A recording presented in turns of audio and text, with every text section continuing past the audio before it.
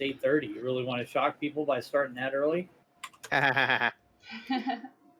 Yeah, I'll shock people by starting that early. Some people. I know, right? I'm just a horrible Some person. people's kids. I don't know if I'd say horrible or not, but definitely unpredictable. Hey, it's 10:30 here, so What time do we usually start? 10. Oh, well, all right then. Yeah, we normally start around 8 or try to as much as possible. And hello, everybody. Oh, yeah. Not answered it correctly, I'm sure. I forgot to add my line to the index. I'm going completely low tech tonight, and we're going to talk about the height of 70s music technology. 2 full moons, blue moon for Halloween. Zen 3 with Judd the Spud Sandage. Judd the Spud Sandage? Okay. I don't know why she went with that. I think she did that And, to see if anyone was paying attention. And everyone's favorite god at the center of the Milky Way is going to talk to us about some of the new Star Trek fans. He's just shaking his head. Our focus tonight is going to be Star Trek Continues, and we'll let Jim take that away when the time comes.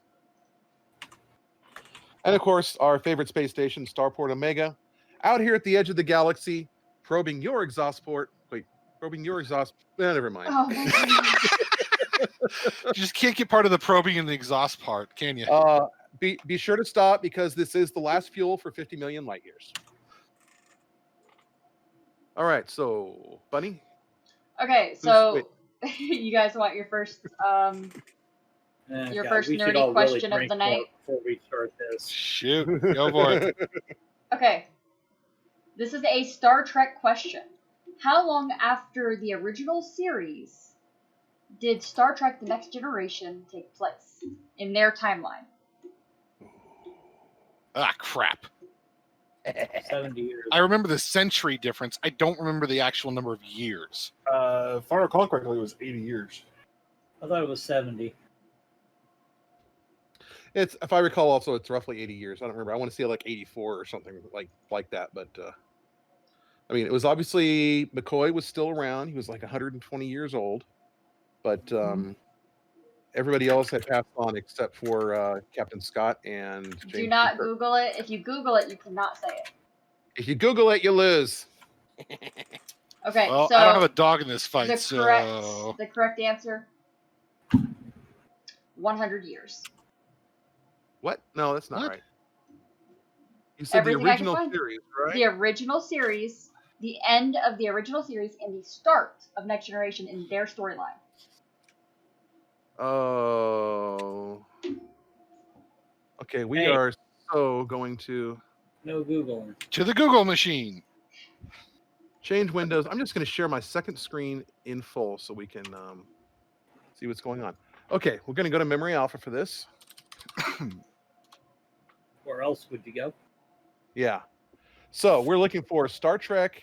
The original series, the very last episode of the original series, and the first episode of the Next Generation. You're right, because didn't they say McCoy was 132 years old in the first episode? That's fine. Okay.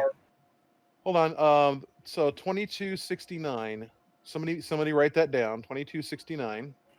2269. Remember. So that was the end of the original series. And then Enterprise, TNG. What? Why is TNG not in here? Am I missing something here?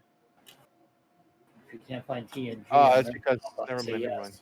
Yeah, I was gonna say 2364. So 90. Yeah, that's 95 years. 5 years. 69 to 64. Crap. Yeah, that's 95 years. I always thought it was around 80 years. What I found, I double checked it on like 6 sites, is they all said 100 years. So 95's pretty close. It's a lot closer than 60. Yeah. Yeah. There it is. All of us were wrong. 1 point for Bunny. All I remember was 23rd century and 24th century. That's all I remember. Okay, so spoilers on top of spoilers. Bunny, are there spoilers? There's spoilers ahead. There might be spoilers. Everyone, make sure that you know that there might be spoilers. I don't know if there's spoilers. Hey. But, Chad, are there spoilers? It looks like there's some spoilers ahead. Could be spoilers. Okay. Also, have we actually done a mic check? Let's do a mic check real quick. I'm gonna pull up my Oh, Twitch. yeah. Let me go. Yeah, I'll pull it up. I got it. I'll pull it up on my phone. Can you bring up the slideshow? Since you just went back to. I wherever like that is. Memory Alpha. Okay. I'm beginning to think there may be a minor spoiler ahead. I'm guessing that my mic's doing just fine then. Let's start the infinite echoes though, just because I'm going to be extra precautious. Echo. Yeah. Caution. And you sound good on my end. Let's start the infinite echoes though, just because I'm. That's the fun part. Right. The echoes. All the echoes. Recon. So Yeah, of I course probably it's gonna be- should have started singing there if I really wanted to annoy you. You can't annoy me that much. Oh. Oh, I could annoy you in 3 words. Oh. Go for it. Listen, little miss. Ooh, this is gonna be my challenge for the night. Oh, you never Nah. know. She's No, there already is threatened to actually break my one shins. word. There is actually one word that can trigger like absolute destruction. Yeah, Okay. let's not do that. Okay. Yeah, let's not go after that one. I want to annoy you, not end up in the hospital finding out I had an orotomy, or however you pronounce that, because you kicked me so hard. And the Orieki, cat that's cam the is word. up and running. For those of you who are here for Prissy, Mow. Well, I mean, who wouldn't be? right? Actually, I'm going to pull this up and leave it on my phone, but turn the volume all the way down. I'm going to beat all of you. What the hell's going on here? I mute it. Oh, that way I can see any chat messages. Can I put this in there? She's like, I don't know what you're doing, human, but stop.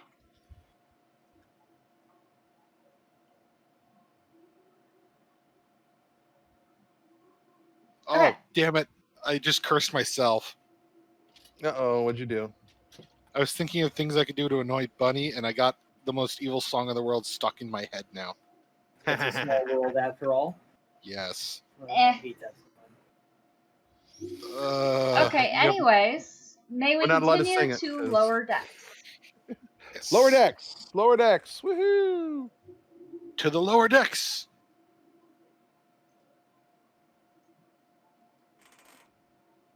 Well, as we all know, anybody who watched the show, last week was the movie within a television show.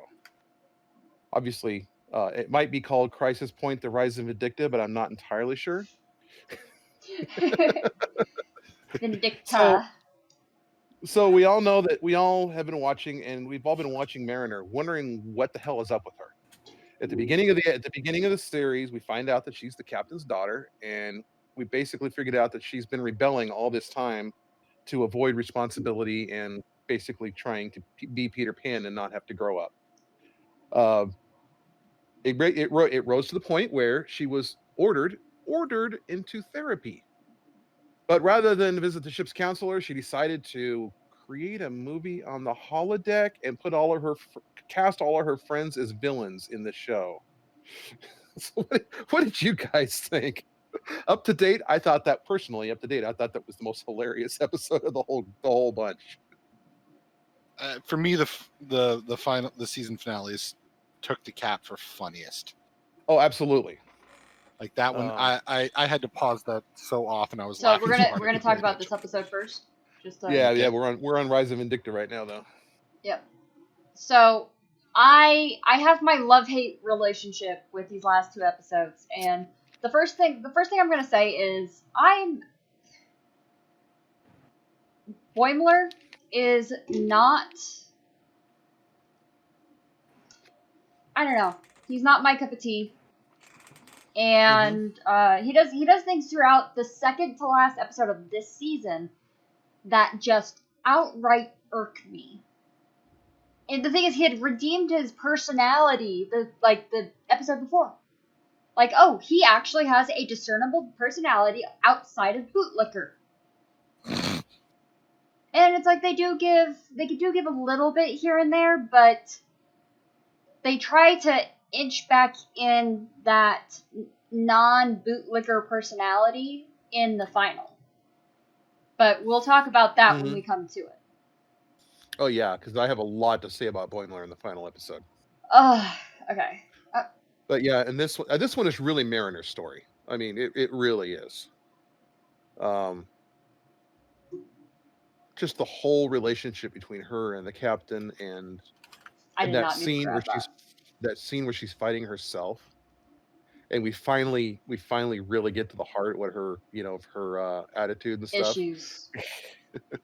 Yeah, I don't know about the heart of her issues, but we definitely got to see who she really is, and I loved it. I loved that the holodeck character was actually telling her who she really is.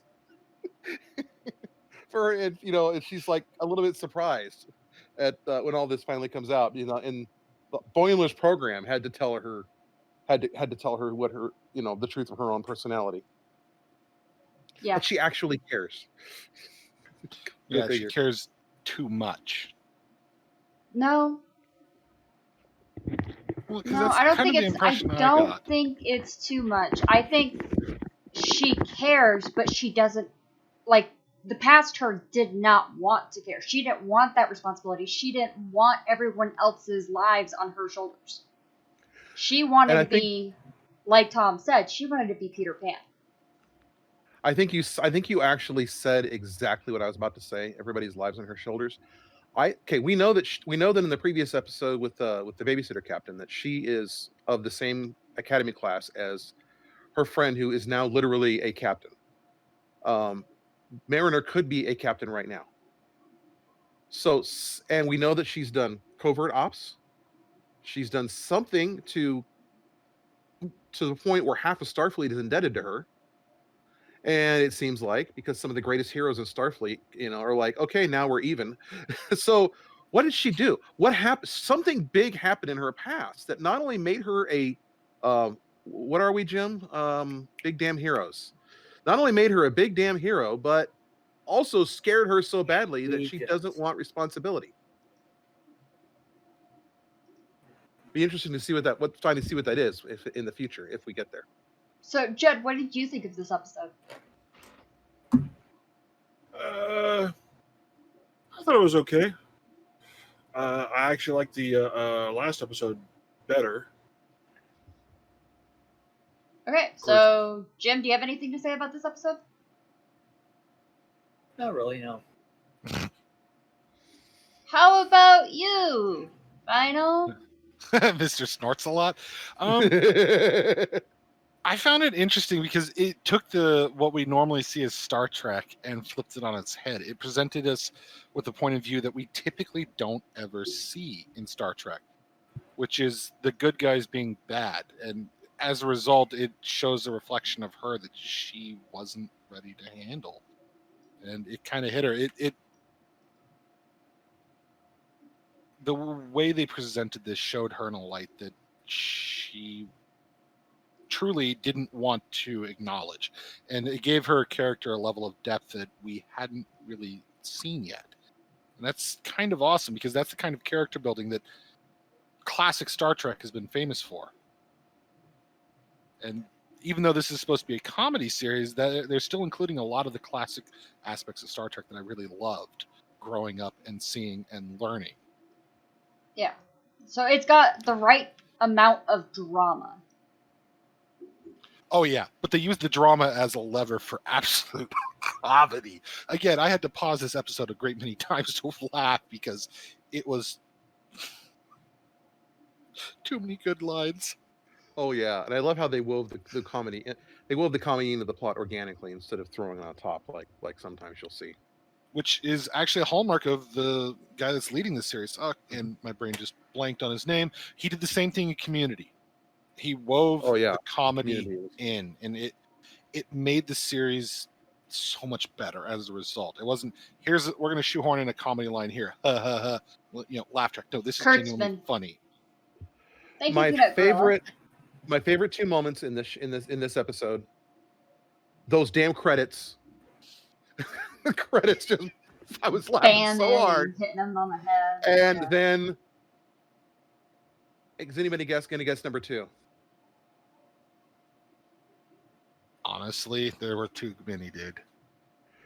That Starship Horn moment when they're approaching the Cerritos in dock. Oh, That they just stole that straight out of the motion picture, and they're doing the approach and they're doing the flyer, and the engineer's just got tears streaming out of his eyes. It's so beautiful. I was dying.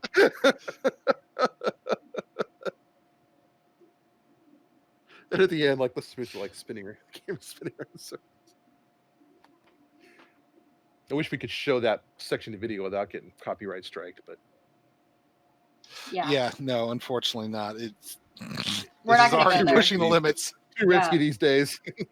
Okay, so we have other slides. Okay, that was from the same episode and the final 2 episodes.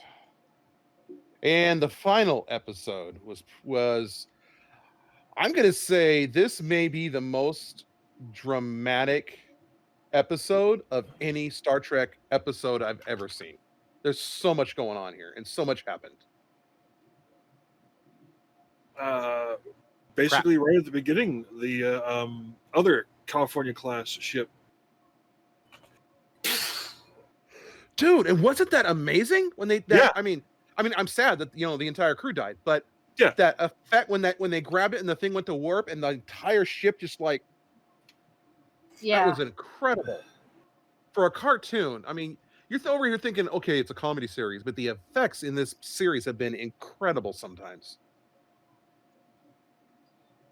So Yeah. they took one of the most vocal characters in the series. He's a background character, but they took one of the most vocal characters in this series,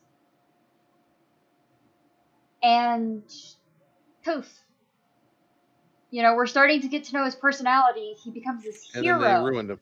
Yeah. And they took a very masculine, a very Worf-esque character. Oh, thank you for the follow. But they took a very Worf-esque character and they just did away with him. So emotionally, Oh, dude, yeah. I mean, And it really irked me. Like it's one of those moments where I know that I have issues because I was mad that they made me emotional. How tell you dare what, you though. make me feel my own feelings, you cartoon? Weren't you super happy for him? It like the end of that when he's getting to fly that shuttle in there and getting to finally be a badass, dude. I'm like, that's the moment Worf wish he had. Yeah. That's the moment Michael Dorn wish he had every episode of TNG. And He was he wishing gets he a had a moment warrior's like death. that. That is the only yeah. thing that you could be so glad for that specific character is the fact that they give him that warrior's death that type of character craves. And But that at the dude same time, went out with style. yeah. At the same time, though, it's just like one of those. It's an emotion grabber, but I dislike the fact that they don't reference it more. I really do dislike the fact that they did not reference his death more at the end. Give him a bigger funeral. Yeah. Of all I mean, the they kind of souls I knew, replicated his was the most Bajoran. And they straight up replicated the scene from the death of Spock. Yeah. It's a small crew. It's the close ones with him and those that stood beside him at the ends that were there. Yeah. Well, And yeah. it's traditional Star Trek. That it's not this huge hullabaloo. This isn't like Star Wars where you have a massive funeral. This is the people that knew him and cared the most. It wasn't saying even goodbye. the funeral. It's the forethought of watching her look at his earring, and then she just closes it and puts it on a shelf. That has a lot of meaning to it. There's a lot of meaning behind that. It shows you just how secondary of a character that character actually was. I think she well, gave it as I much would- time as they could in a 30. I mean, as it is, that episode ran long. That episode was 30 minutes long, and they can't even air that full thing on Boimler got broadcast too much TV. airtime that episode. They could have Absolutely done a not. little. Absolutely not. I'm so mad at I'm gonna come Boimler. back to Boimler, 'cause I like am I said, I got a so lot to mad say. at Boimler. I am. Yeah, I'm of two minds on that. But here's the thing about that scene of her closing it on the shelf. Did you notice the other items just like that? She Yes. had 3 shelves and was full of stuff like that. Yes, and I The get impact that. of that little chunk is just like, how many times has she had to do that? Yeah. And the fact that she's been through that ringer that many times to But where that's not a it's character almost that not they living in memory. emotionally attached us to. That's I not a freaking character love we that got dude. to. I was totally attached to him. Exactly. That's what I'm Well, trying that's to what get she's at. saying. Is that's what she's saying. None of the other people on that shelf were people that we knew. This guy was. I'll tell you though, True. wouldn't it be, I mean, think about it. Thinking about it though, aside from a Klingon, it would not a Bajoran be the best security officer in Starfleet? I mean, that they grew up just like the Klingons. They grew up knowing nothing but war. And then they put this guy. They take them out of the war because Cardassia finally abandons Bajor, and now you got all these people that grew up fighting suddenly with nothing to do. Putting him in a security post was probably the best thing they could have done to him. And then not at the just end, that, yeah, but taking the culture of war, they're highly paranoid. They're always looking for the thin end of a wedge coming from any angle. Their knee-jerk reaction is fire and ask questions never. I mean, temper that against the typical diplomatic approach of a captain you see in the TNG Plus era, with this absolute hidebound warrior that wants to defend them. You get this nice little mix between the two, and that's a really good point and counterpoint between them. You got a juxtaposition of the position that Starfleet is in. We want to be peacekeepers, but at the same time, we have to be willing to go to war. Yeah. Okay, so then how do you feel of the whole Rutherford situation? Oh God, that actually hurt. Mm-hmm. That hurt. Seeing all his memories wiped out, and I think this being animated and this being Star Trek, like in Supernatural, no one stays dead. I think that in the next series, in the next season, we're going to see his implant restored, and he'll be back to normal. Didn't he say in the first episode or two that he had backups? Yeah, the first episode of the next the next season, we're going to see him with a new dome on his head, and he's going to be his usual self. Either that, or he and Tendi have gotten to be best friends all over again. I mean, she was so excited over that. She's so excited over everything. Yeah, but her face when she realized that, when it finally hit before she got all chipper again, her face looked like she was just completely crushed. And then like the uber optimistic side just kind of took over. Okay. Oh, frack me with a spoon. I just realized, Brad. I just realized what's happening there. Do you remember when she said peanut hamper? And she's like, that's the best name ever. Okay. That later she says that was a dumb name anyways. Is it possible that her reaction is to pretend something is awesome while she secretly hates it? Yeah. Yeah. It's her coping mechanism. Her Real coping quick, mechanism is to be excited.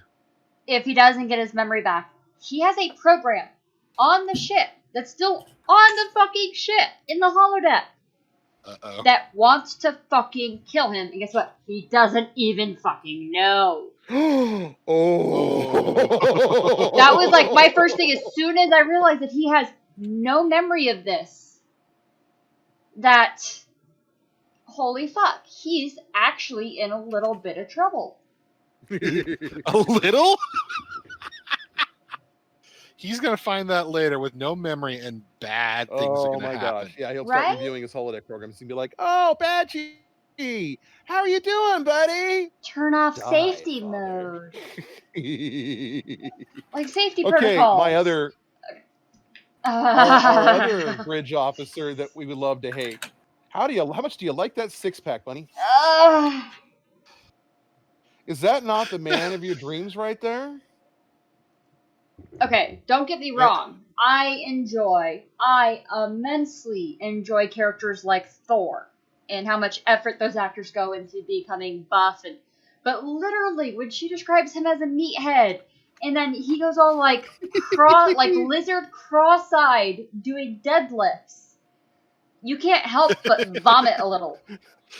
It's like, oh, I've met people like them. They're assholes. This is how I process.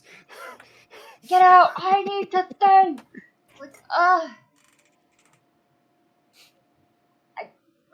okay, sorry. He's sorry. such. By the way, here's the thing. Here's the thing about him, Ransom. Ransom is so competent. Even though he's like the blondest blonde you've ever seen, figuratively speaking, he's competent. He's a good officer. I mean, think about it for a second. We all thought he was going to fail in that fist fight with Tiny, right? And he went out there and he kicked the guy's butt. Yeah. And again here, even though he's constantly, you keep thinking he's going to make a fool of himself. He's shown himself to be a good officer, despite the fact that he's a little bit. I don't even know how to describe this guy. Okay. This scene. So real quick. Oh shit! I didn't mean to move that. I'm trying to. Also, have you recognized who his voice actor is? Famous for a very, very popular sci-fi series on Fox.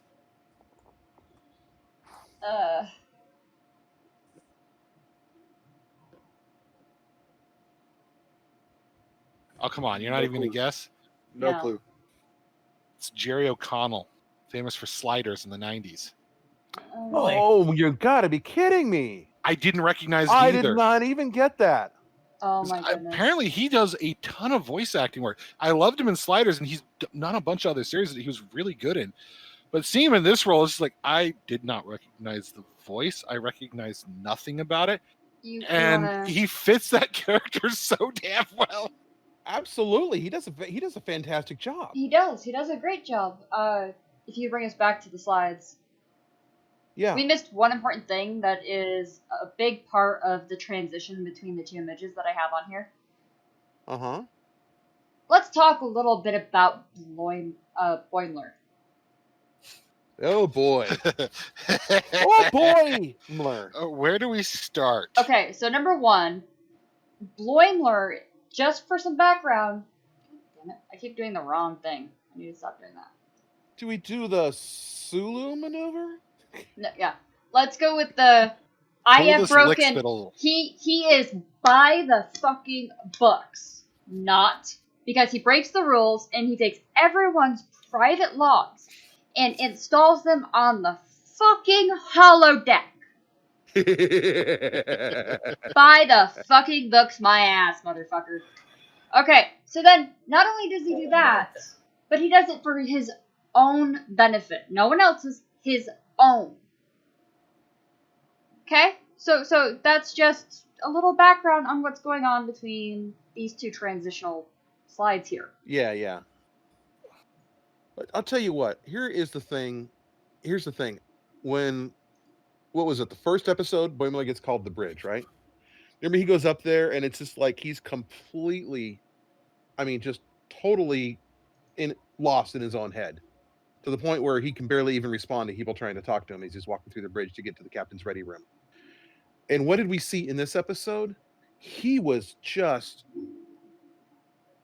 competent. Again, I keep using the word outside competent, of having to meet with the captain. But in this episode, when he was sitting there at the console doing his job, he was good. We see that Boimler is good at his job when he gets out of his own way and actually focuses on what when he's he doing. pulls his head out of his ass. Instead of his stage fright. Exactly. And I was really impressed with his performance as a Starfleet officer in this episode. Because finally we saw Boimler kicking ass, figuratively speaking. He didn't actually go kick anybody's ass, but he did what he needed to do. He was good at his job. He was flying the ship. He had this stuff with the bridge. I like that Boimler. Yeah, and that's where they add the redeeming nature after he makes complete and total mockery of the captain, her daughter, and himself. Oh, that scene on the planet. Yeah. Let me Oh, kiss that's your gonna have ass me because he's that's doing, what though. I'm good And at. what he's Oh, I was doing. cracking up. What he's doing is unfortunate, but it was kind of, we saw the beginnings of it 2 or 3 episodes ago. Remember when Mariner got promoted, and Bourne was like, "Oh, so that's how you get ahead in this ship, is you screw up and then they promote you." He's so suddenly Boimler's living the Dilbert principle. And so what did he do? Remember that? He started acting like a jerk. Like a He went up douchebag. and he went and spilled coffee on Ransom. Yeah. And so this is kind of a follow-up in this episode. He's still following that same thing. Unfortunately, he's learned the wrong lesson from Mariner. Instead of the lesson being, loosen up, get out of your own head, get out of your own way and go with what you're good at. He was trying to be a goof up, a screw up, and thinking that was the way Mariner got ahead, completely not realizing that Mariner was where she was because she She's was competent. actually, well, not only that, but she's where she is because she's running from something, not because she's good at her job. Yeah. Because again, we know she's at least 10 years older than he is. Yeah. She should be a commander right now. She should at least be a commander, not She should be in the an officer ensign. ranks. Yeah, she should be up there on the bridge of a starship herself. I mean, outside of the fact that she's afraid of that, she's more than capable of it. She has the knowledge, she has the experience, and she knows how to handle herself in critical situations. She just does not want the responsibility. Okay, so Which question again, number I hope they 2. explore in next season. I'm gonna be interrupting all night. It's gonna be great because I never get to Oh, interrupt. Question number 2 Oh, of is the it time for night. nerd question 2? Okay. Mm-hmm. When first released, what character was originally called Jumpman? I have no context for that. It's video game. When first released, what character was originally called Jumpman? It's Nintendo. Super It's Mega Man. Mario Brothers. Yeah. Mario. Oh. Which is a problem because Epix had created a game called Jumpman in 1982, I believe it is, for the Commodore 64 and a couple of other platforms. One of my favorite games on the Commodore 64, actually. So yeah, now we can totally yeah. Peanut Gorilla is just like Mario. Point goes to Peanut Gorilla. I think I'm going to lose my nerd card by the end of this night. Damn it. Okay, so I'm gonna actually do 2 questions, just because Alright. I'm only like very slowly into my questions. The NES was originally referred to as what? It Family had a computer? nickname, huh? The Famicom. Yeah, the Famicom, the family computer. That is correct, you guys. Well, it wasn't really the nickname. That was actually the name they called it. It actually said Famicom right on. Yeah, on but the, it's And referred yeah. to as NES, which Well, is in the United the States, Nintendo yeah. Entertainment System in the United States. yeah. In The Japan, Famicom where in it was Japan. originally released, it was the Famicom. Well, we're not in Japan. And another bit of trivia, the Famicom did not have removable controllers, which left a lot of the options for the NES off the table on the original Famicom. Okay. Okay, here's an easy one, and the Okay. first of you to actually like say something is gonna get a small round of applause. Who Okay. played R2D2? Oh, crap. Kenny Baker. There we go. Yes, I'm a Star Wars nut, and I completely blanked on that. Mhm. Then again, Yep. outside of like Mark Hamill and Okay. damn it, my brain is refusing to work today. I cannot remember names. Like, Okay, oh my we're gonna God, go back to Lowerdecks. the bleach is soaking in. Stop drinking the Kool-Aid. This was my first squee moment. When the shuttle door opened and that little exocomp floated up from the chair. I was excited. I'm banging on the back of my daughter's chair, and she's like, "Please stop." Yeah, because I Oh, remember those from when I was watching TNG when it was Mm-hmm. broadcasting as a kid. I just remember being completely just like, it's a little robot, but it thinks for itself. It's Well, cool. and I just watched this episode probably 3 or 4 weeks ago. The one with the exocomps. And it's just interesting how we keep seeing the week they mentioned Babysitter Captain. I had literally just watched Jellicoe's episode the week before, and it's funny how these little synergies keep happening. Like, we keep running into these callbacks as I'm rewatching. As Almost TNC is like going the through the writers watch TNG before writing content. Well, no, what I mean is that this keeps happening coincidentally. There's a podcast that I listen to that has been recapping episodes, and it seems like that podcast recaps an episode, and then the next week it's on this show, and it's not like that was planned. I mean, it's not like the guys that created Lower Decks have anything to do with the next conversation guys, but it's just an interesting little coincidence. Oh God, the query to Also- my brain just came back for the guy Yeah. that the head writer for Lower Decks, Dan Harmon. Wow, that's a lag. Anybody else have anything to say about the little Trader Peanut hamper before we go on to the next slide? I like how they literally replicated exactly what happened in TNG, where it's like this cool little Yeah. thing, and then it's like really bad at one thing, then they put in this other field where they think it's going to be worse, and it's actually absolutely amazing. Super, And then yeah, it turns super into a useful. giant pain in the ass, and I was like, "Yep, that sounds." I only joined to piss off my father.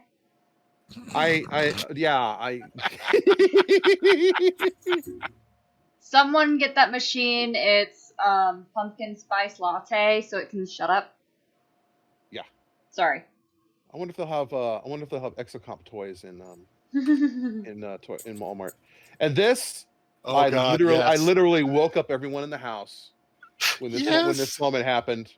I was so unaccountably excited. My when favorite the part. USS Titan flew in and saved the fracking day. Sorry to mix my franchises. I was so excited.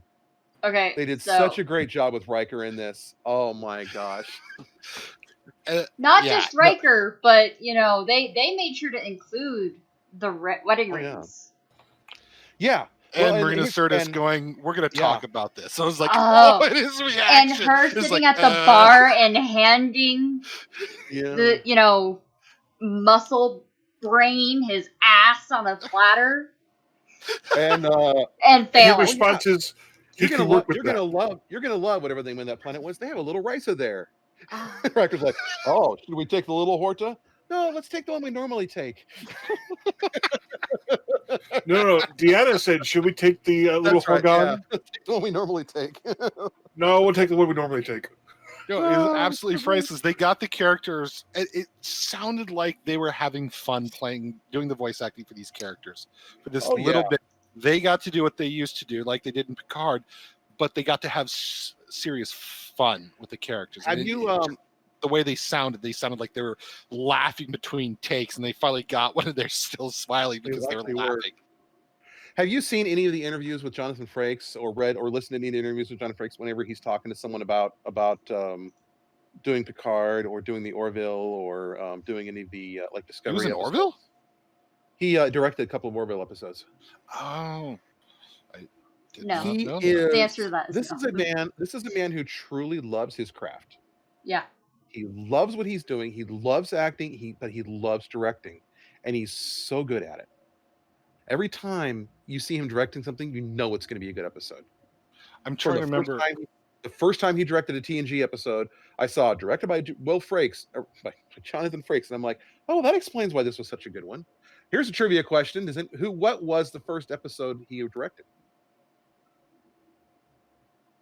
No clue. It was the one where Data built the daughter. Yeah. It wasn't just titled Daughter? So I'm not counting that as one of my 100 questions I have to ask tonight, but thank you for trying. No, I'm trying to remember. There was one show that it was a sci-fi show, and he was the director that was doing the episode. And the cast were all Star Trek fans. They grew up with TNG, and they are all fanboying over the fact that the director was Jonathan Frakes. Yeah, that would be something for Jim to answer, who has stepped away. But the part that was truly absolutely hilarious, they're like, please say it. And he just gets this look on his face. He's like, this resigned. He's like, all right, everyone, places, sound, engage. And they literally started filming, and the entire cast and crew goes, yes. And they kept that as one of the extras for the DVDs, and they told no one about that. So when the DVDs came out of this series, and I wish I could remember, that was one of the first things, just like, engage. And it's like, huh? You go watch it. All these fans are having fun, and then you can kind of see, like, behind the scenes cameras, he's got this sly smile going, yeah, I still got it.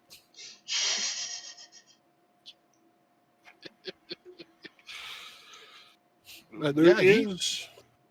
Go ahead. I was gonna say, he does a ton of directing, and whenever I'm watching sci-fi and I see him as a director, I always get a little more interested, because he tends to direct really complex episodes.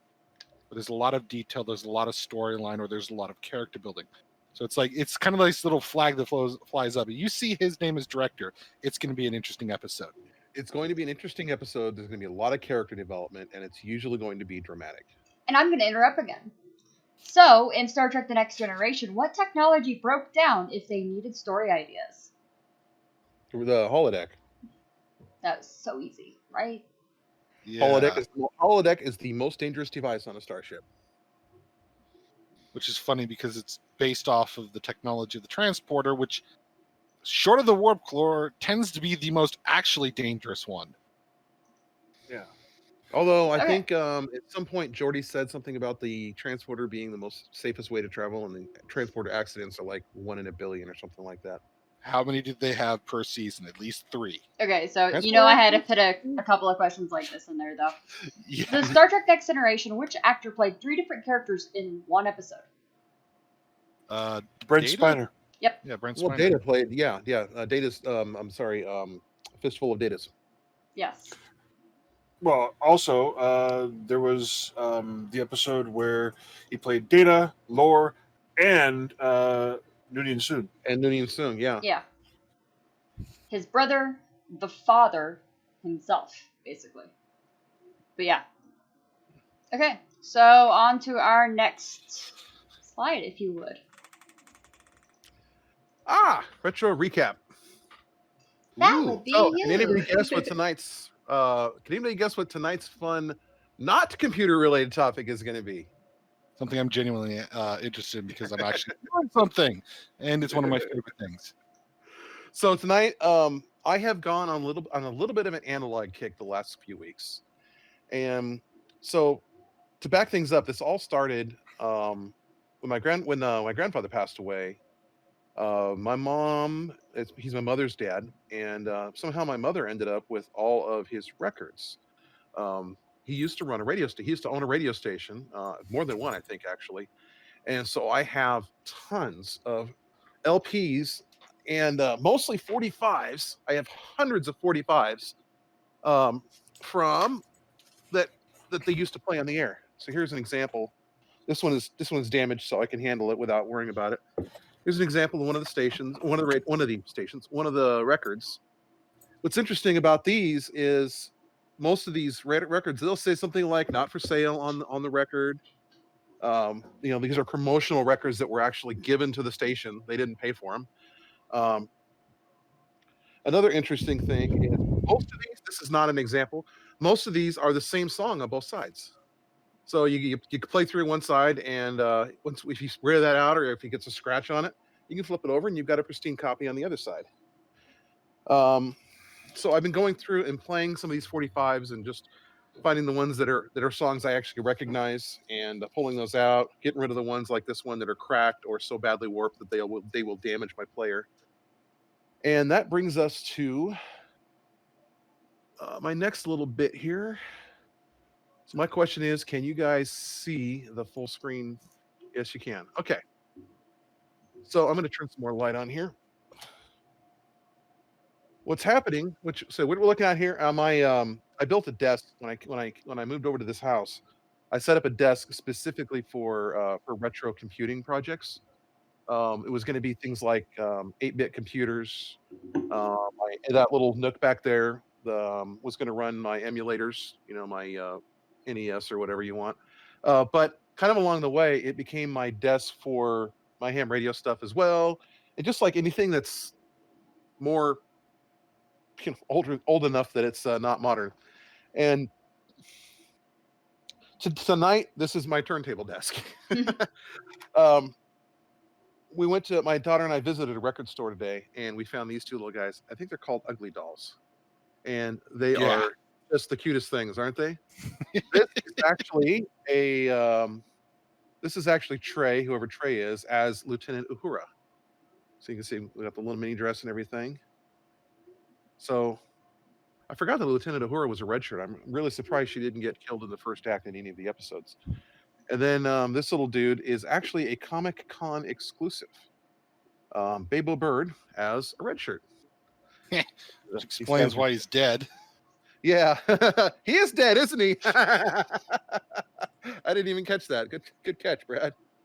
Oh yeah, and here's a stack of, just to give you a small sampling. These are some of the where is it? I can't quite get things to go in the right direction.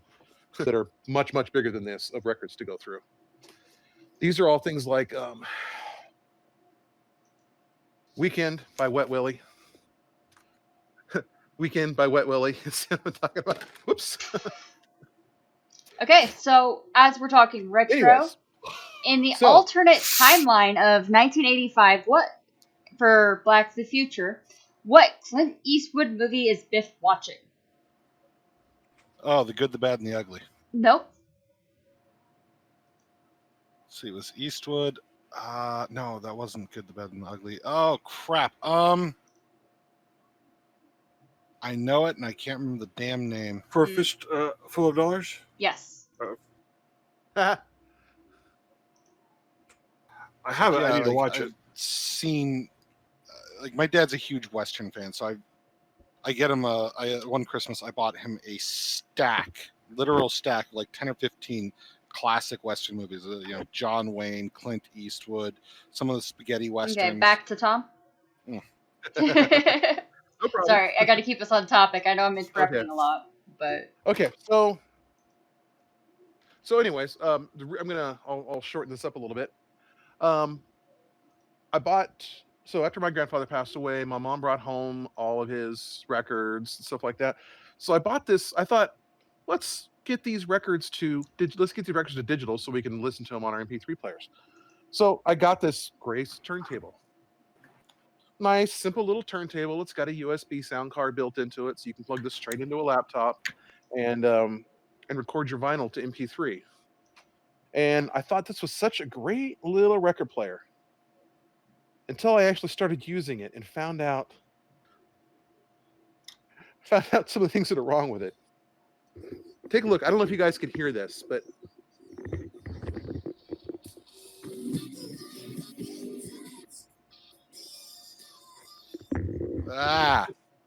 that thing is so loud. I can sit at my desk and listen to that song playing. It's just, there's so much needle talk on this thing. I'm going to come back to why that's a problem after I give you guys just a little bit of a run through. So for those people that are looking at the idea of possibly getting into collecting vinyl or collecting analog media in general, I wanted to talk real quick about some of the things that you want to look for.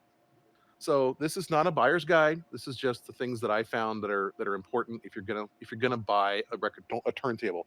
Don't make the mistake I did and buy anything, any of these little plastic turntables. What you want to avoid especially are these ceramic cartridges that will eat up your records. This is a little scale that we can use to measure the force that this needle puts on a record. And this one, quite frankly, come back here. This one's actually not that bad because this one only puts about oops, it didn't get a chance to set itself. Come on, you can do it. This one's putting about this one went to full. It's putting at least 5 grams of pressure on the records, and these records are not supposed to have more than about 4 grams of pressure on them, or it starts to literally, your needle starts to eat away at the surface of the material. This table, watch what happens when this table's turning. Can you see Can you see that thing bouncing up and down as it rotates? Not really, but we'll take your word for it. Yeah, it's like, I mean,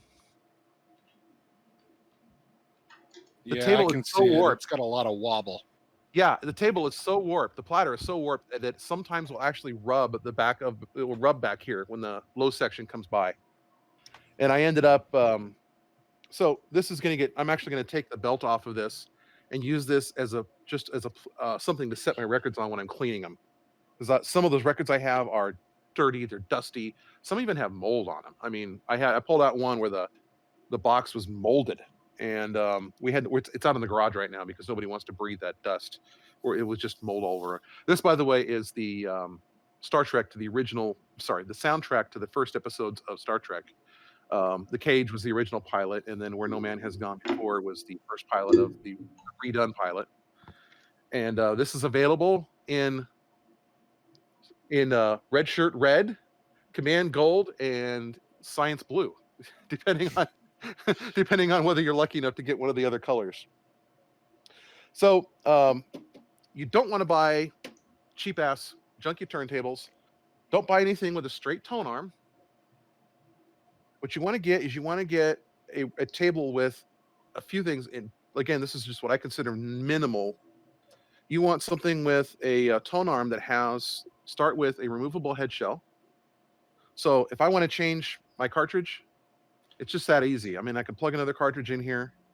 I may or may not need to adjust the tracking force on the cartridge, and I'm done. You don't have to sit here and pull the little pins. If I want to play a 78 record, I can pop in a 78 cartridge just that fast. This tone arm is also adjustable. So back here, there's this little spinny counterweight can actually be moved in and out.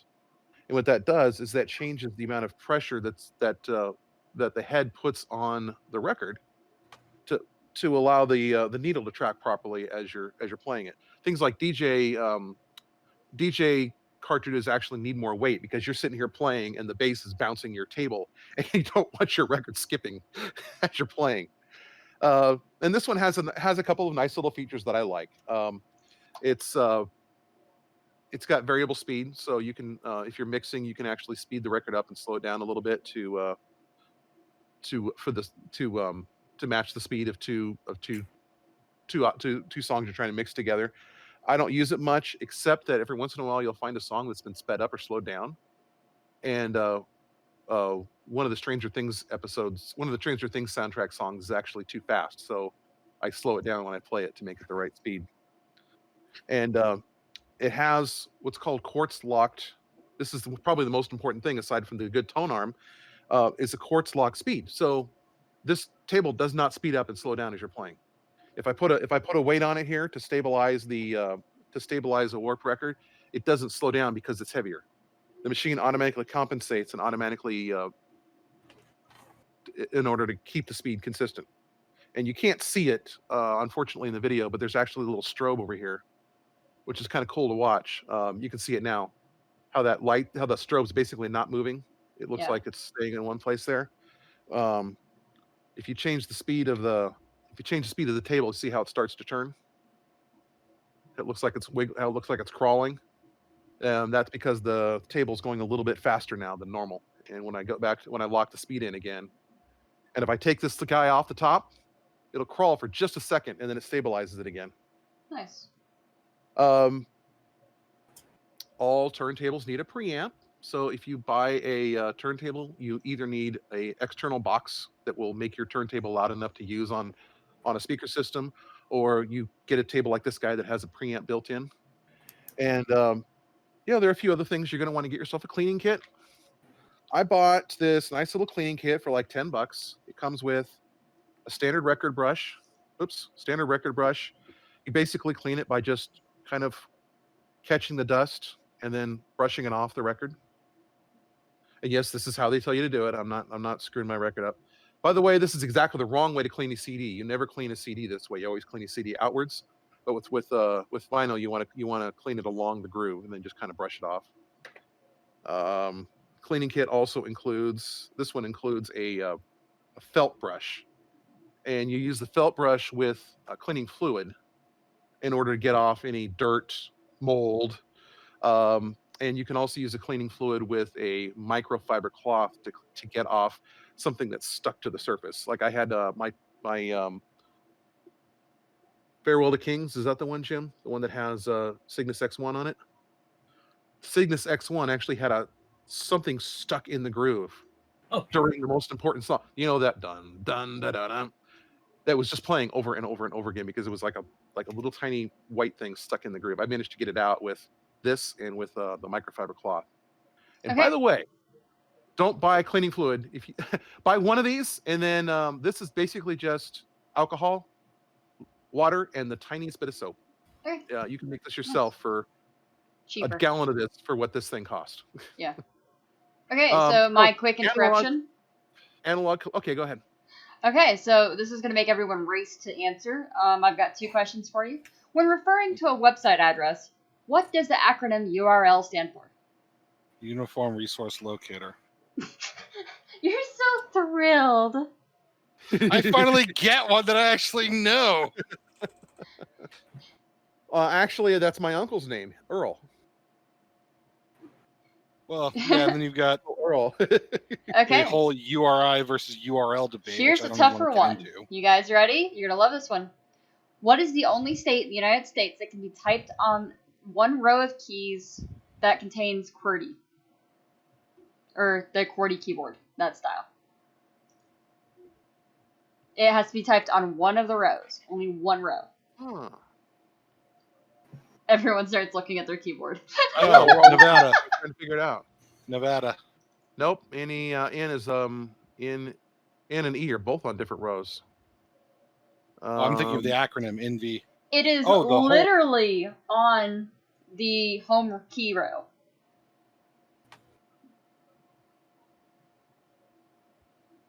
You're gonna make me go through the entire damn list in my head while staring at my keyboard. This is gonna haunt me.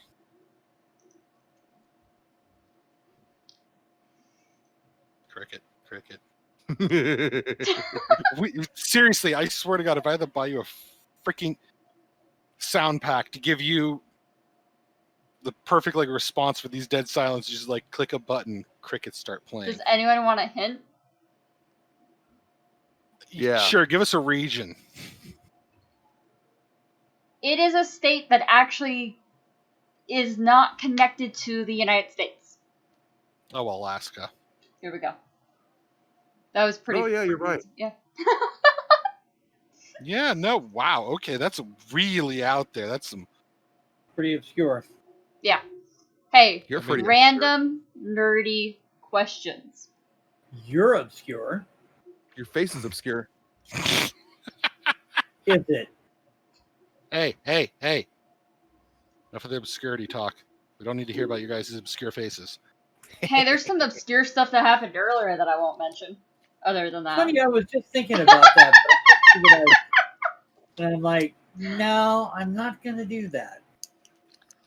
It's like, we're not going to open that can of worms. Hey, every one of us Nothing. changes clothes every day, but flashing your things on webcam is a once in a lifetime event. Also, Tom, Yeah. there's a reason why I told you to sit back down. Just letting you know. Sorry about that. Okay, another trivia question. What's this called? What's what called? When you What he just did. when you just kind of do this, you tug your shirt down. Oh, the Picard maneuver. The only reason I remember that is you were talking about, Jim, and I were playing a game. And you were talking about that. Yeah. I was like, what the hell's the Picard maneuver? I was just like, oh, every time he gets up, because the suits were so tight, he had to tug his shirt down so it didn't show any of his skin. And it's like, oh yeah, he did that all the damn time. And nobody likes, well, they wanted the suits to be nice and smooth for the close-ups, for the Yeah. headshots. And Patrick Stewart was not the only one that did it. No, Most they of also- the actors Oh, did yeah. at some point. But yeah, that got to be, even in the books, they reference that a lot as they call it the Picard maneuver. So inappropriate. So let me Yeah, make fair enough. a bunch of our viewers feel even older than they probably feel already. What year was the first Harry Potter movie released? Oh Oh, gosh. I Oh, believe I that was was in high 2001. school. What? I believe it was 2001. Yep, Yeah, that sounds right. I was gonna say 2000, 2001. 2001. Yeah, I was. God, now you made me feel old. So about this. technically, we're getting really close to retro with Harry Potter films. I hope don't to- think you can. I don't think you can call anything done this century as retro. Yeah, Jim because and I were just they're talking about calling that last night. they're calling a lot of the game consoles that have been coming out this last century Like the Xbox, retro like the Xbox 360. consoles. Yeah. So technically, you can. Well, I mean, we were talking about this. Jim and I were Any- talking about this as I told him about a record that because we were trying to nail down the range of these records, and some of them were made in 1965, and some were as late as 1982. And I'm like, some of these are oldies, and Jim's like, Tom, these people were listening to it in like 1980. I don't know if you can call it oldies. And I'm like, Yeah. I mean, in the 80s, 60s were considered oldies, but today, do we consider Lady Gaga's first album oldies? no, but the Red Hot Chili Peppers are officially elevator music, which means they're Yeah, oldies. kind of weird when you think about it. I mean, So- maybe a generational divide thing. So I think they're just north of retro because a lot of the internet agrees with the fact that like the 80s or the 90s are considered retro now. But on Well- gaming consoles, because of how often a gaming console comes out, and there's a new Yeah. one and they stop production, And there's a also big can- difference. Because like Yeah. a 2011 gaming console might be retro compared to what we have now. Yeah, because it's about to be 2 generations out of date. Yeah. But I think something becomes retro when the machines being manufactured right now can no longer play its software. And that could- think that could think seem about to it because that means you cannot play an Xbox One game out of the box on any modern game console. You certainly can't play a PS1 or PS2 game on any modern gaming console out of the box. Yeah. But yes, you can play. No, the Xbox, my Xbox One X, I can go grab one of my original Xbox, so 2002 era games, plug it into my Xbox One X, and it will download the compatibility pack and start playing. But there's the key. It downloads the Okay. compatibility. It runs it through emulation. It's not running it Let's keep natively. this in mind about movies then. Harry Potter, the very first movie, when it was released, first had a VHS release, then a I don't- DVD. So most people don't Oh my have gosh. anything that plays VHS player. Come on. So Harry Potter, therefore, by your definition, is retro. That's a movie that you could have bought on VHS and no longer buy to be the first movie in the series you could buy on VHS, but by the time they finished the series out, you could not buy the last movie on VHS. That's interesting. Yeah. I mean, look at, if you want to really go retro, the Tom last movie just released felt for old. Laserdisc. I just watched Tom feel old. Now, this Sorry. one might hit him. The last movie released for Laserdisc was Episode 1. So let's see, that would have been released in what, 2000? Yeah, episode 1 came out in '99. You're talking about Star Wars Episode 1, I assume. Yeah. What other episode 1 would there be? No, There's we're a just lot of talking about episode Harry Potter and the ones, Sorcerer's yeah. Stone. So Well, we would refer to it as Harry Potter, the first movie. I mean, episode 1 is episode 1. Yeah, it's Episode 1 in Nerd World is kind of reserved for Star Wars. When you just refer to it by that. But yeah, no, if that was the last movie released on Laserdisc, that's seriously old. Because Laserdisc was released in what? 82? Nope. Or is it's 82 or 79? I always forget. Disco Vision. I believe that was actually 78. Well, yeah, but actual availability where it actually started picking up, because the first versions of Laserdisc were what? Like equivalent of about $15,000 nowadays? So since we're on this slew of topics, we're gonna bring up an old number of its gone from literature to ballets to theater to movies. The 1900 novel The Wizard of Oz. One thing that they changed that made a it was a very graphic decision for movie directors to actually make this change from the novel to on screen, and it is a staple. Originally, what color were Dorothy's shoes in the original novel? They were Green. silver, They were They're silver. silver. That is Oh, that's correct. right. and they changed it to red because they wanted to show off color film, basically. Correct. Yeah, they wanted it to really pop. That is Plus, the only reason. Her iconic red shoes were originally supposed to be silver. Well, most and it's people the same why they- reason. either. Go ahead, Jim. I said most people don't know why they were silver. As the author was making a comment on taking America off the gold standard and putting it on the silver standard because we had a lot of silver in the country then, and we were in the midst of another recession, depression that we had about every 20 years while we were on the gold standard. And a lot of people thought we should have went to the silver standard because that metal was more available. Okay, final. This is a question for you, Uh-oh. and just because of its topic. Who is the first man to appear solo on the cover of Playboy? Han, of course. Yeah. On the cover of Playboy. On the cover of Playboy? No, that would have been, oh crap. Brain work with Burt Reynolds. No, No? Now you're thinking There's of only the first been- centerfold for Playgirl. there's only been one. Because the only other one I can think of would be Hugh Hefner himself. That's it. That is the only man to appear solo on the cover of Playboy, and it was the released edition after his passing. Ah, okay. You know, funny enough, one of the few things that I actually found interesting about the history of that organization is they had the best stereo reviews because they actually bought the equipment and gave reviews of what they thought. They were not given there was no kicking around, backdoor negotiation, nothing. They went out because they had the money, bought the equipment, and then did an honest review. And I it's like that. I mean, yeah, I like that. I like that a lot better than the way the current review system works, where So places is people anyone are else given getting review money or given things. hypnotized by Tom's turntable? Yeah, No, but I have Devo playing in my head now. this is I love this thing. I just love looking at this thing. This is first of all, it's called a slip mat. You can actually put your records on top of it, and that way the the metal platter doesn't scratch them up.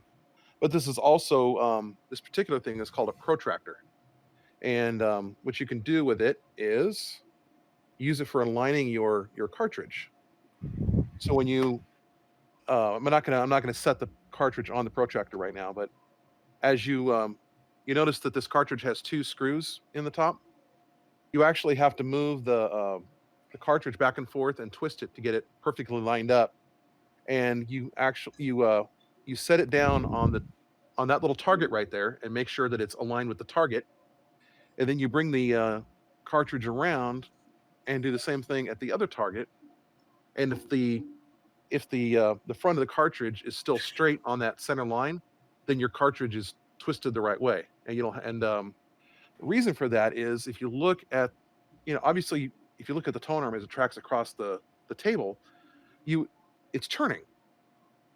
But if you can't have the needle hitting the record at a different angle as it goes in, because it won't track properly and it'll distort the sound. So the reason the reason the tone arm is curved like it is, this S shape, or the reason we have on this other cheap junker, the reason we Other have way. Wrong other way. way. Yeah, this remote control is backwards. I don't know why. You're Logitech did that. backwards. Too far. You're thinking camera right versus stage right. No, it's because they expect you to look at this mirrored, and I'm not mirrored on this screen. And this, you see, even this guy is angled so that it hits it's hitting the record at an angle. So the idea is, as this thing tracks across the see, I did it right that time. As it tracks across the record, you want it to always be the same angle relative to the groove. And so, if you're really going to set up a table right, you're going to get yourself a protractor, $10. You're going to get yourself a scale that tells you how heavy your needle is on the record. You want it to be, somewhere between 2 and 4 grams, depending on depending on your cartridge, and every cartridge is different.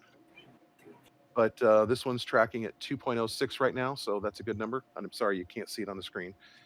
And get yourself a cleaning kit, get yourself a scale, get yourself a protractor, and you're good to go. The other this thing is a piece of snake oil. It's called a stabilizer. It doesn't really do what they say it does. What they say is it makes your record more stable because the extra mass of the stabilizer keeps your speed more consistent. Well, like I explained before, this is a metal platter and a quartz locked motor. It doesn't change speed. What this does do is it keeps the records flat, because a lot of my records are a little bit warped, especially the vintage stuff I've been buying, and the stuff I just bought from the record store. My Gustav Holst, The Planets on Deutsche Grammophon is just the slightest bit warped because that record is probably 30 years old. But when I put this down on top of it, it kind of settles and it kind of flattens out the warping a little bit. And plus, I just like the look of it. I mean, doesn't the thing look cool sitting there when that record's spinning? Yes. Yeah, it's a great way to distract the ADD in me. Yeah. So another fun little trick, you can actually stop the motor on these and freely spin them. The other night I was doing this to see if I could pull it off. I can get the record spinning using the strobe and actually listen to it even without power. Just sitting here playing through some classical music, and then I turned it around and did it backwards masking. There it is. So, since we're still on the topic of music, I have another random question for you. Oh boy. What was the first Bond film to win an Oscar for the best original song? Ooh. Oh,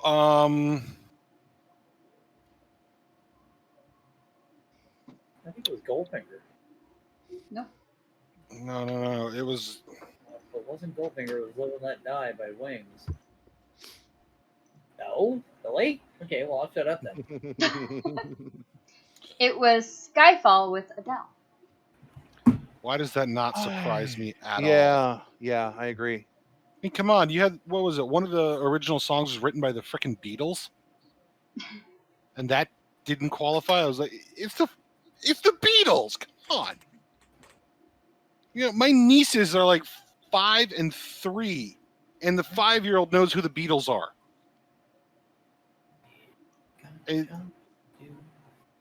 It's been what?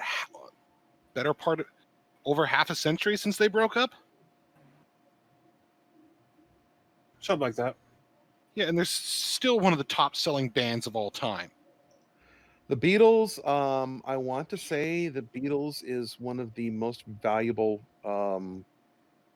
licensing. I think the Beatles is the most valuable licensing in music. Okay, so Could be wrong on that. there's a Don't few quote of me you on that that. are a big fan of the next topic of question that I'm going to bring up, and it has to do with the Doom series. Ooh. I The love me the Doom first-person series. shooter video game, Oh, Doom, Doom. I thought you said Dune. was first released in what year? 1986. 1983. 1983? 1993. Oh, 1993. I'm sorry. I was like, Yeah, I was in wait. college when it came out. It pretty much needed. I was thinking it pretty much, Wolfenstein. it pretty much needed a 386 to run properly. Yeah, By if the you way, ran the display render all the way to down. remind everyone ages here, Tom is the one who just said he was in college when that was released. Yeah, so was But I. Bunny be like, I was not here yet. No, I was here. Jeez. I was in diapers, but I was here. I actually was not in the United States, though. Deutschland. Yeah. Fair Germany, for those of you who are curious on what he Alright, just well, said. Anyways. Here's a oddball point. What perspective of rendering was used for Doom? People called it 2.5D. Correct. It was a technique known as ray casting, and they only expanded the horizontal perspective over distance. The vertical perspective was was expanded, but if you move the camera up and down, if you panned the camera up and down, the perspective didn't change. So vertical columns would still be vertical even if you were looking down at them, which should cause the perspective to skew like this. And the original Duke Nukem used the same kind of rendering, and so everything looked really weird when you looked up and down. Yeah, and it's one of the ways they were able to portray the view of playing in 3D, but using a 2D rendering method. It's how So, they were Tom, able to Wait. do so what much in with the so world little. do you now have up on your other screen? Okay, so that is next time's topic. Next time's topic. I'm just gonna say that I discovered a whole new world of automation whole that new existed in the world. 70s for automating radio station playback. Things you didn't know were going on behind the scenes were all being done not by computer, but by analog electronics in as early as something like 1972. So, time before that, here's your next Yeah. question. In what year did Neil Armstrong and Buzz Aldrin land on the moon? 1969. Yes, sir. 69. Yeah, I was gonna say 69. And Also, Tom just stood there. He just sitting there like, I knew. it's like I it's knew. also I the was- birth date of what famous technology that we all currently use. Oh yeah. 86. the eyebrows. I'm sorry. Well, no, the internet's officially became a thing in 1969. TARPANET, yeah. Yeah, no, Yeah. I was watching Tom's eyebrows. That's literally Oh. what I was watching. I'm And sorry. speaking of the lunar landing, who was up in orbit at the time? Russia. No. No? No, Who was in orbit of the moon at the Oh. time of the lunar landing? was it Wally Schirra? No. No. Michael Yeah. Collins. Yeah. One of the astronauts when they landed on the moon, Neil Armstrong and Buzz Aldrin landed on the moon. Michael Collins had to stay behind. Imagine being the third guy. Like you draw the short straw, and you're like, wait a minute. I have to spend a week in a can with these two stinky guys, but I don't actually get to go down. I don't get to walk on the moon. I gotta stay up here and watch them do that.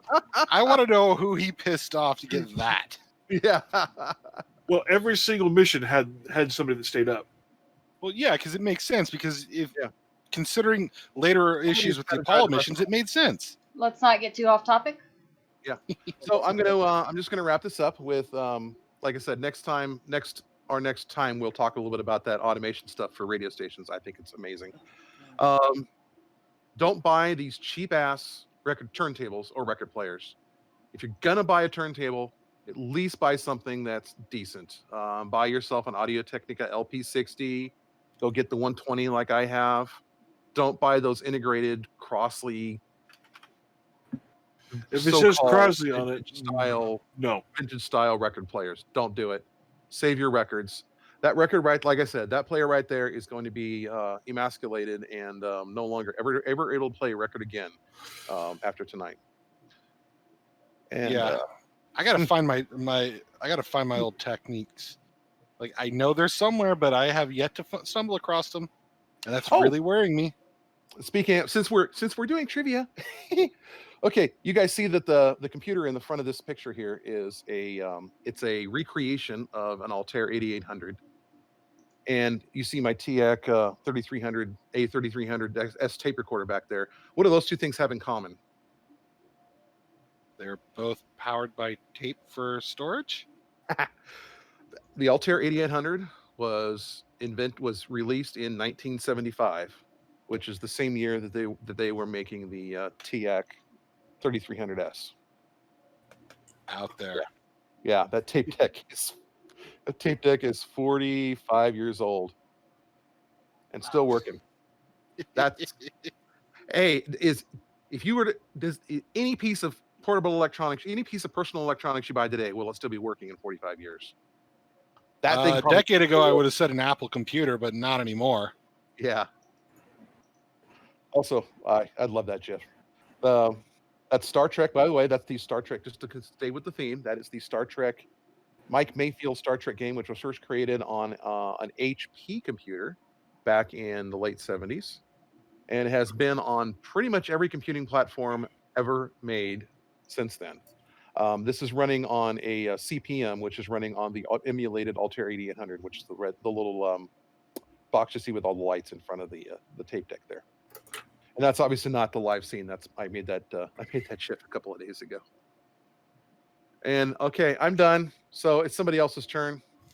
Okay, so this is a very short segment, and it is basically covering one of the more rare occurrences that is happening in our lifetime. When I say our, I mean they can both happen, but they don't happen very often. So depending on how long you live, this might happen more than once. So, we have 2 full moons this October. One has already passed. That was October 1st. It was called the Harvest Moon. And that's from the Farmer's Almanac. The second one will be on October 31st. And no, not every Halloween is a full moon. The full moon of on the Halloween only happens every 18 to 19 years, on average 19 years apart. So it is called a blue moon, and it's not because it's going to be blue. It is because 2 moons in a 29-day cycle, which is the cycle of our moon, if you didn't know, only it occurs so rarely that it had been nicknamed a blue moon. So that was my very small segment outside of my random questions throughout the podcast. Well, if you think about it, if you think about the math of it, if the lunar cycle is 28 days, and our month is an average of 30 days long, then the cycle is slipping by 2 days every month. So it's going to take 15 months to get to that point where you have 2 moons in 2 full moons or 2 new moons in the same month. It's about every maybe once a year at best. If that. And so not only is this Halloween a blue moon, not only is it a full moon, which is great. Sadly, nobody gets to go trick-or-treating. But this is also the time change. So don't forget, you guys, on Halloween to set your clocks. Yeah, so Actually, it'll happen early that morning. Explain something real quick because of what Tom just said about 28 days. The moon takes 27.3 days to actually orbit the Earth, and the lunar phase from new moon to new moon is 29.5 days. So his math is off just a hair, but please forgive him. Well, that's only because the moon is orbiting the Earth in the same direction that we're turning. So the number of actual times that we pass the moon is slightly less than the orbital period. Or is it slightly more? Sorry, slightly more. Yeah. Oh, you're right. So yeah, 29 would make 30 months for it to get there. Yeah. So it will not happen as often as Tom thinks because yeah, 29.53 days. Wow. Fun. All right, moving on. Okay. Yeah. Because otherwise we're gonna be dealing with fractions and my head's gonna start hurting. I'm gonna start doing math. Nobody likes it when I do math because I'm usually wrong. Next slide, Tom. Nobody likes it when you do. Nobody likes it when you're wrong. You know what they like? You know what they like about me being wrong? They like it only slightly less than when I'm right. Usually because we get to give you crap for it. Exactly. Ooh, the part bad that I forgot MSI. to add. Bad. Yeah. This dropped on Reddit. Wait, hold on a second. Was it MSI selling it? No, this is where it gets complicated, and this is where it also gets really bad. So what happened is late Wednesday night, someone posted that they were seeing these MSI video cards being posted on eBay for scalper level prices. So if you look at that, that's roughly twice MSRP is about what you're seeing, which is insanely high, even for scalping. But welcome to the lockdown. Video cards are rare, and people are being dicks about it.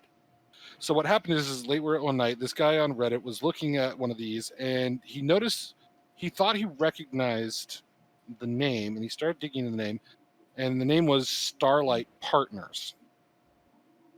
And as he dug into it, all they ever sold was MSI products. That's all they sold, which for someone functioning on eBay, you typically don't stick to one brand unless you are the eBay auctioner selling seconds and refurbs through a company sanctioned eBay account. So the more this guy dug into it, and he finally realized that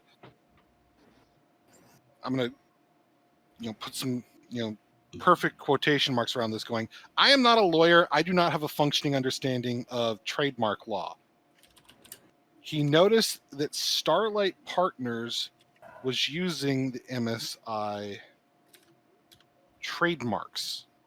So the MSI logo, all these little things that typically, if you use from a company, you are either working for the company, license them, or about to get your ass sued. Mm-hmm. Because about the only thing I understand about trademark law is defend it or lose it. Oh, that is true. Yeah, trademarks, unlike copyright, you have to defend trademarks, or you stand the chance of losing it. Yeah, which, considering the amount of we've done about Star Trek, is one of the reasons why people are very careful with how they make fan productions around Star Trek, because trademarks. It isn't just copyrighted. Certain parts of Star Trek, like the logo, are trademarked. And you are not wrong. This is basically all they sell is MSI products. Okay. Yeah. So, real So- quick, random question. Will go along the lines of things that are trademarked. The Barbie doll was launched in 1959 by which American toy company? Everybody knows it's Mattel, but it had a different name when it originally came out. No, that is correct. Mattel Incorporated. Yeah. Funny enough, one of the largest Mattel warehouses is actually nearby. Well, used to be, was actually built by Judd and me. Like a long time ago. I remember driving past it with my dad, and I looked at it and went, that says Mattel. He's like, yeah, it's the toy company's warehouse for the West Coast. I was like, so I can go in there and get my Star Trek and Star Wars toys? And my dad looked, he's like, yeah, you probably shouldn't. Well, you wouldn't be able to get Star Trek or Star Wars Anyways, toys from continue. Mattel anyways. Because that's how my brain works. It's like, oh, major toy company, insert brand here. I had no connection with reality.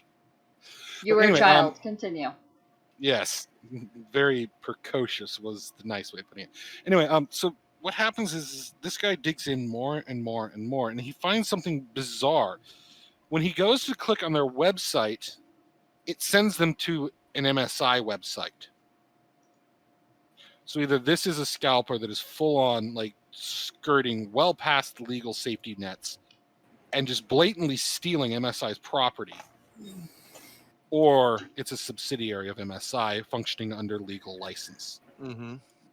And that becomes an issue because MSI is a first party vendor for these video cards. Say, what? So if they're selling these for scalper prices, that's not only incredibly bad for the brand, that might actually be illegal. Because there's a manufacturer suggested retail price, and a company affiliated with them or a subsidiary thereof is selling them for way above that for extreme amounts of profit. That's the definition of gouging. So remember- having worked at a retail store, it's not actually illegal to sell something at any price, but the manufacturer doesn't have to let you buy it from the wholesaler. They are allowed to not sell you something.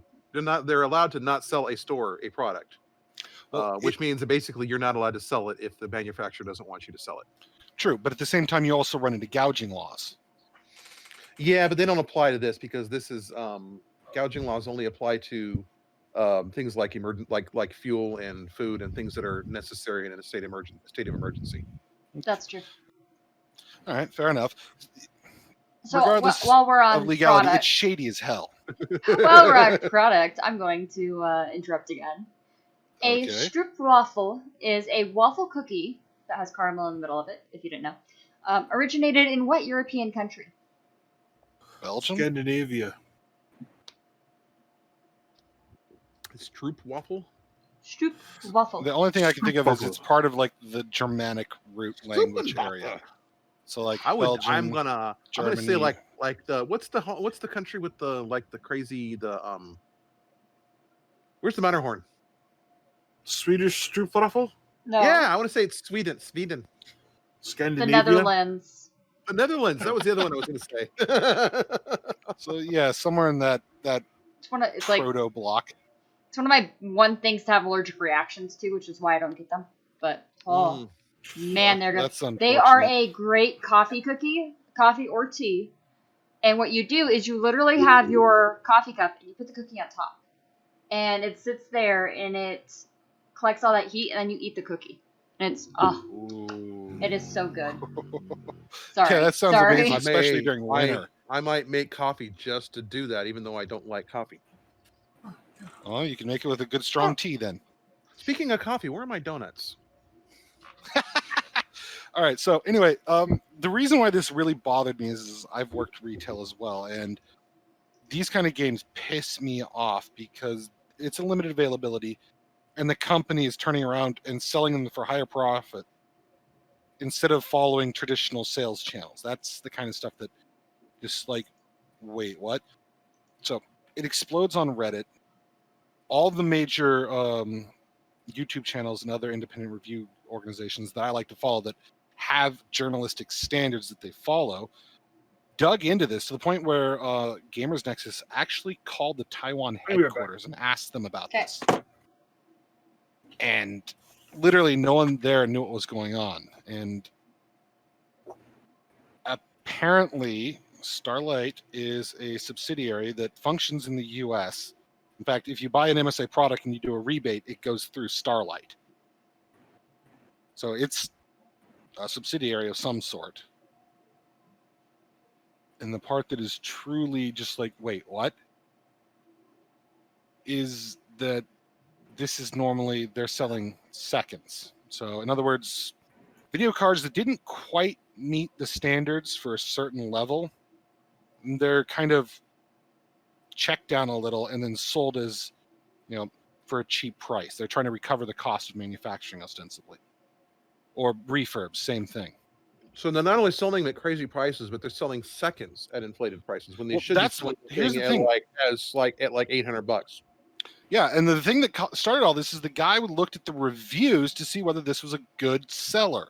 So not just the number, he was looking at the quality of the reviews, and a ton of people wrote really bad reviews saying video card doesn't actually meet specifications, running below specification, doesn't run, has render issues, like tons and tons of all sorts of issues. And it's like, okay, that's a huge red flag. But you notice here in the headline, it says nothing about refurb. And I read through one of these pages. It didn't say refurb or second anywhere. It says brand new. So it's just like, wait, what? So if this is a second, or even if it is not, and it's a fully functional line, why does a company that deals primarily with seconds and refurbs selling main product line? More importantly, how the hell do they even get their hands on it when all the major vendors can't? I mean, for most people that aren't aware, unless you deal directly with the manufacturers in the IT world, you're typically dealing with one of two companies. You're either dealing with Ingram Data or Ingram Micro or Tech Data. Those are the big warehouse companies that buy all these products. Best Buy goes through them. CompUSA went through them. We used to use. Well, B&H is branched out. It used to be they only did with like the photo and video stuff. D&H, Delta, Hotel. Yeah. Okay, I've never actually dealt with them. I'm going to interrupt. So if you move to the next slide, this all exploded. And this is their official apology. And this screams. Tom, can you move to the next slide? We lost Tom's image. Uh-oh. Yeah, sorry about that. That's okay. Stand by for technical difficulties. I'm going to go ahead and interrupt real quick because this is going to really bug people. And I love doing it. I'm enjoying being the interrupter this time. Okay, so the co-founder of Atari, Nolan Bushnell, also founded what pizza chain? Chuck E. Cheese. Yes, you said that was such a lackluster voice. No, he was right. Brad, just say round table. No, I knew it was Chuck E. Cheese because one of the reasons why, one of the things he pushed for was all the animatronics because it would make them different. That's true. Yeah. And to this day, Chuck E. Cheese, now that he's a mouse instead of a rat, is still one of the most haunting things I've ever seen. It's definitely nightmare fuel. To Yeah. the point where it was instructed that the employees that clean late at night had to wear a special Chuck E. Cheese helmet because otherwise the animatronics would detect a person was there. Five Nights and at start Freddy's, playing. anyone? Yeah. Those animatronics still definitely haunt me. I loved them as a kid, but as I got older and I went there with like my nieces, like a long time ago, I just remember staring at those things going, those things keep looking at me, and as soon as I turn my head, they look away. That's really disturbing. So Who another remembers the Boll Eagle one? Oh yeah. So another fun and weird phrasing question. Tom Yum is a type of hot and sour soup that originated in what country? Yum. Well, you'd think because it's served in Chinatown that it would have come from China. But I think he But came if I I'm sorry, no, Tom What? Yum, that's Thailand. Yes. Yeah, sorry. I was thinking of Okay, now That back onto your breakfast topic, Mr. ADD. yeah, and you keep sidetracking. I My brain's like, know. oh, I'm gonna get you back to I this can't somehow. do it. I can't keep It's it. like, My brain. she's under too much stress, Captain. We can't push her anymore. My really bad Scottish impersonation. Give it all she's of got, Scotland. sir. So reading through all this, and I am not an investigative reporter. I'm going off of what has been said, and this is the information I've gotten is coming from many different sources, and it's all coming across very much the same. And why is that in space? Oh, this is. I was looking for YouTube videos. This That's cool. that looked like the bridge of a starship. So Tom, you're supposed to So have his this slide up. is. This is called the ambient warp starfield, and Bernard's loop. So if you're looking for, this is straight off of YouTube. If you're looking for a starship bridge, And I don't own this monitor. video or have any rights to it. The original poster to YouTube does. So but that's just posting there it in for the some background. lovely commentary. It's just there in the background, so to add to my my theme that we're sitting inside of a starship traveling through space. I swear to God, if we're doing this Now podcast, a prove decade that I'm from now, not. you're going to be on a full-blown deck. They're saying that it was an accident. This shouldn't have happened. The order system should not have allowed them to. It was some sort of a glitch. I'm sorry, but if you're a worldwide manufacturing company and you have a product that is so in demand you cannot meet demand in any way, shape, or form, I'm pretty sure you're running some sort of tracking system where you know where everything is at all times, especially when you're a company that manufactures electronics. You're going to know where stuff is. And And- Starlight has been a thing since, I believe it was 2016. Yeah, because people were commenting that they bought 2080s through them. Mhm. So this isn't a first time. And This is- 1060s.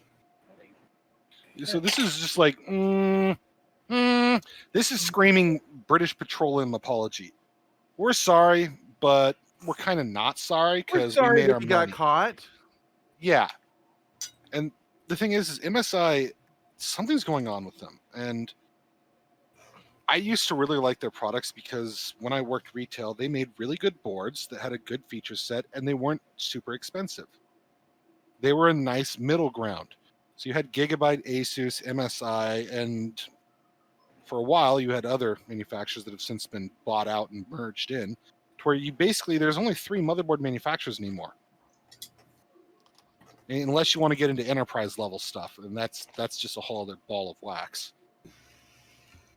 So since 2 of our podcasters are snacking, Oh God.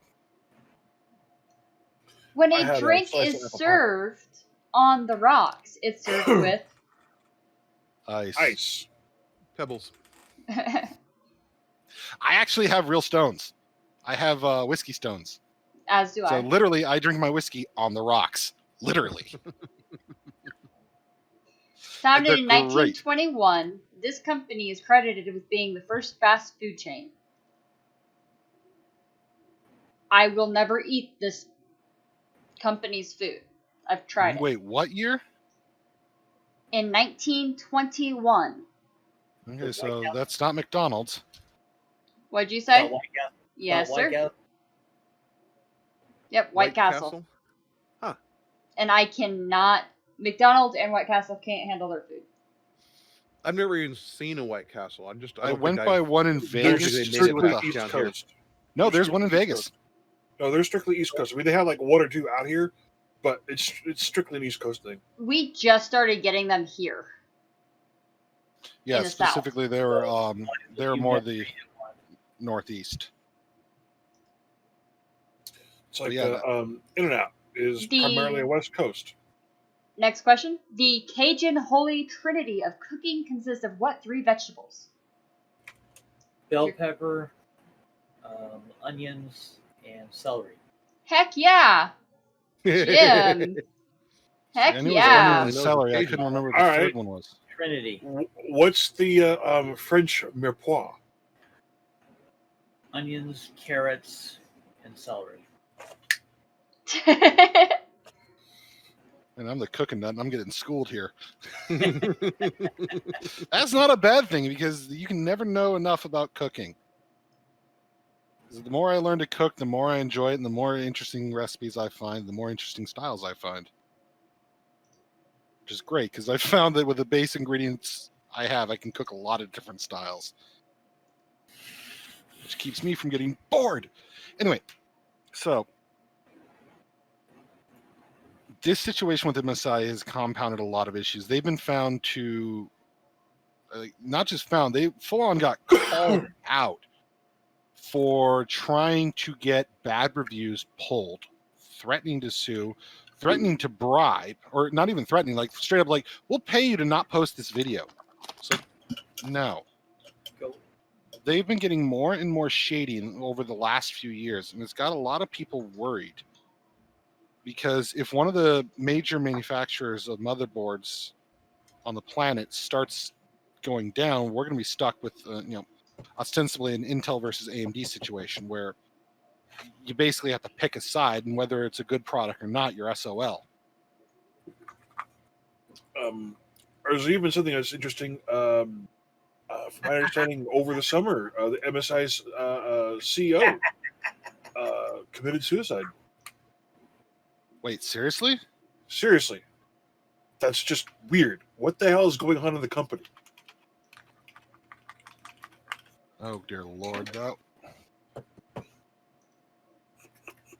That's not good. Holy crap, yes. I mean, there's, according to this, it's still being investigated. They're not ruling it out as a murder yet.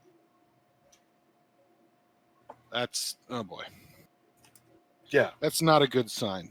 That's actually incredibly bad because both Judd and I remember working when we both worked in the same PC retail chain, very small, and I don't want to say the name because it's very easy to identify where we live. But one of the things that was the death knell for that company was the CEO dying. Yeah. Because the children really didn't want to have anything to do with the company. It was Dad's thing. That's what Dad wanted to do. They had no desire for it. And they really didn't. So, question for our snacker. Let's see if we can get this one. He is also a person that likes to drink soda, so he should be able to get this one. What popular soda beverage was originally developed as a mixer for whiskeys? Mountain Dew. You are not the snacker. But you are correct. And it wasn't actually a mixer. It was. It was originally designed as a palate cleanser between tastings. No.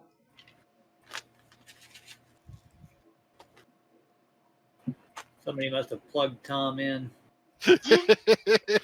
I just keeps- really miss my refillable mug. I miss being able to go Keeps to looking back and forth. 7-Eleven, stick that thing under there, and put a half a gallon of Diet Coke in my mug. Well, At this point, why don't you just buy a Soda Stream? I tell you what, I'm seriously thinking about putting a soda fountain in my little kitchenette over here. Hey, Yeah. So Brad, I'll tell you where you can get an adapter where you can plug in regular CO2, like So- a straight up The 20-pound problem is- tank. The problem is the company, the distributors will not sell to individuals, so you cannot buy the syrup directly.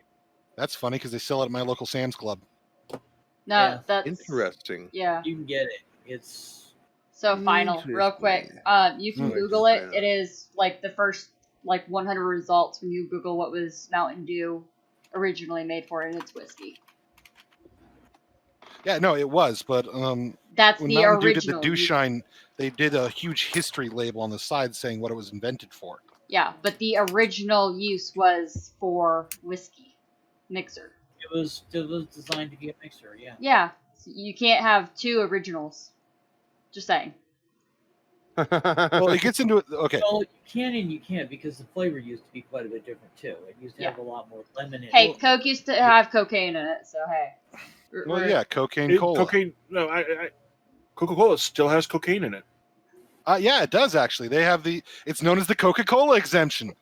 The DEA imports something like 6 metric tons of raw coca leaves into the U.S. and they go to a bonded facility to be processed to get the ingredient that Coca-Cola needs out of it. The rest goes to processing for medical use, where they make things like I don't I was about to have a heart attack. It's true. You are gonna It have to is find it. 100% true. You could look it up on Snopes if you want to. Hold on, I Tom's will gonna die. You do guys, give exactly him that. some time, because he's been drinking this all night. Well, Diet Coke is a different recipe. Let him. Strangely hold enough, on. Diet Coke Hold is on, you guys what stop, because Tom's gonna New Coke was explode. made from. Oh gosh. Yeah, New Coke is Diet Coke with Breathe. sugar. Breathe. There we go. Don't choke. Okay. Continue. Are you done, Mr. Final? Long story short, for this little section of mine, this kind of shenanigans has been on the rise in the tech center. It's gotten to the point where, Micron, Intel, and Samsung walk into a courtroom. Intel, Micron, and Samsung walk into a bar. Then the bartender says, "No, the courtroom's next door." Yeah. That's now happening, what, every 5 years now that they get yelled at for price fixing? Mm. It's getting bad, where the tech sector is, because they've learned that they can throw their weight around, and by weight I mean gigantic cash reserves, where they're getting away with a lot of stuff that just really bothers me. There's not as much competition as there was 30 years ago. What do you expect? I mean, and don't get me wrong, I'm not saying this excuses anything, but what do you expect when the business is a race to the bottom and these companies still have to make money? And I mean, I hate seeing it, but it doesn't surprise me because for a while there, it seemed like PC companies were dropping like flies. I mean, Compaq is basically gone. It's a subsidiary of HP now. It's not even a subsidiary anymore. It's fully gone. And are they not making Compaq branded hardware anymore? Nope. Um, ProLiant I mean- line, all the old lines that Compaq was famous for just now say HP or HPE. Nothing has been under the Compaq name for over a decade now. I mean, IBM sold out their PC business years ago to Lenovo, who has just ruined the brand. Never, ever buy a Lenovo. I'm saying this right now. Never buy Lenovo.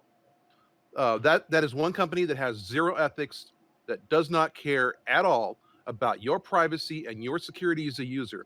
If you don't believe me, just put 2 words into Google: Lenovo Superfish. That tells you all you need to know. Ooh, It happened 3 times in a row. Yep, they get caught with their hand in the cookie jars many 3 times times, over. they apologize, they turn around and do it again. Yeah, well, it's Shall we move on to the next topic of the night? Yes, let's move on to the yes, next topic. please, something that's good. Possibly. Maybe. Sure. Why not? So, All right. AMD announced, what was that, yesterday? The Zen 3 architecture. They rightly, smartly, as opposed to Intel aiming schemes, since they'd already started coming out with their Zen 2 based graphics APUs. integrated graphics on the processor under the Ryzen 4000 series. They decided, hey, we're going to skip that with Zen 3 and go 5000 series. And they've released 4 processors. Is in the next slide, I've got the information about the 4 processors. But this slide shows the primary architectural differences between old and new Zen 2 and Zen 3. Whoa, Tom.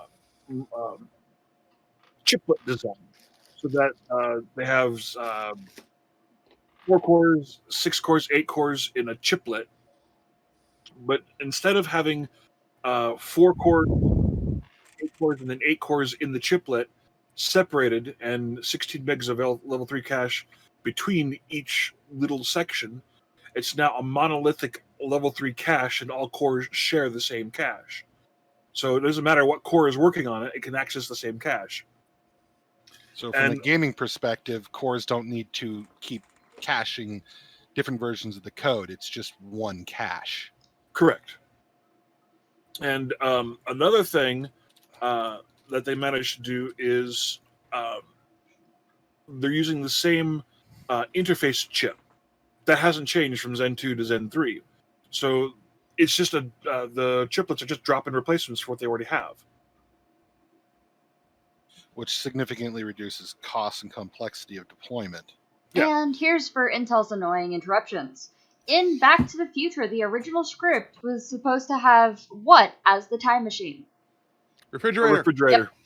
Okay. You may continue. I gotta say, I like the AMC more. By the way, the refrigerator in the 4th Indiana Jones movie is a direct callback, intentionally by Spielberg, to the original refrigerator idea in Back to the Future. Spielberg actually said, "Hey, I got an idea. Let's put him in a refrigerator." Yeah, lead lined. Mm-hmm. And anyways, so getting back to the Zen 3, another thing that they managed to do is they have an uplift in performance of approximately 20% over their previous chip. They're not comparing themselves to Intel. They're just comparing themselves to the previous chip. However, they did say one thing. The uplift has not required any extra power. Same power envelope, same wattage requirements. Which means that, unlike Intel, whose latest chips keep going up in power requirements and heat generation, the Zen 3 is going to be the same as the Zen 2. Let's see, what is it? Their current top line before you get an Enthusiast is what, 105 TDP? Yep. And the Enthusiast is quote unquote 150, but under actual real world testing, it was closer to like 200, 220 Something TDP. like that, yeah. I was like, that makes a lot of watts. manage. Well, yeah, and if you really want to dig into TDP, Gamers Nexus did a huge point on that, a series of videos that really opened my eyes on the math behind that and how it's kind of moving the goalpost depending on how you use it. Yeah, Like, AMD and Intel both calculate their TDP really differently. Like peak music power. It's a number that's basically a complete lie, but you can put it on a box. Yeah, it's like comparing theoretical maximum versus realistic RMS. It connection with reality is missing on one of these. All right. Next slide, if you'd be so kind, sir. All right. Next slide, Big Nabby. This is the Wait, part I didn't get into. I thought I added the. Oh, are you using old? Because I updated the old that previous slide with the information for the different processors and their pricing. It should automatically update it in the cloud. It should have. Should have. Go check the slide real quick and see if you can update it. And everybody, the cloud has failed. Also, random question for viewers, if you're still with us. What is the name of this feline that you are getting live streamed in your face this whole time? Cricket. And full name. How do I edit? I've not used slides all that much. It should be good. I mean, how did the Is the slide in slides not the slide that you're seeing when I go to the next one? no the current slide we're at is not the one I'm seeing. Judd broke it. Derp. All right, give me a second here. To our classes, we used some Google Docs to coordinate our presentations. Yes, we did. Anyways, I'm thoroughly impressed what Google can do for free. so The only company in the world that makes $1 billion a year or whatever it is by giving stuff away for free. Oh yeah, because you are the product. So It works too, man. I will be over there browsing eBay looking for vintage tape recorders and be doing something completely different. And Google's like, you might want to buy this vintage tape recorder. It's amazing how that works. We've got two Ryzen 9s, the 5950X, the 5900X, 16 core, 32 thread, 12 core, 24 thread. What's interesting is that not a single one of these will turbo up to 5 gigahertz. They're just shy Not of tonight, that. Pumpkin. Sorry, bud. Sorry, Judd. But those are the speeds and the prices. If anybody's interested in those, I might personally be going for the 8-core, the 5800 or the 5900. I'm starting at the 5950 because I do enough thread-bound work to where I need the thread count. Now, what's interesting is that the 5900X 12 core 24 thread is $549. The 10990 KGW. I don't know what Yeah. the hell their naming scheme is now. Whatever the hell it is. Intel's top of line consumer desktop processor. So it's a Core i9 is I think $529 right now. So AMD has decided to kick theirs up a little bit higher, but honestly speaking, Intel's is an 8-core part and this is a 12-core part, and drawing less power, having higher performance numbers. Hey, look, AMD's finally going with the quality over quantity approach. And in gaming, depending upon the game and depending upon the resolutions and whatnot, 5 to 10% improvement over, actually 5 to 30% improvement over Intel for instructions per clock. So the one thing that Intel's been, shouting to the rooftops. I wish you guys. I need to get a webcam so you can see me waving my arms in the air like I have a banner, screaming, "We're still better at gaming."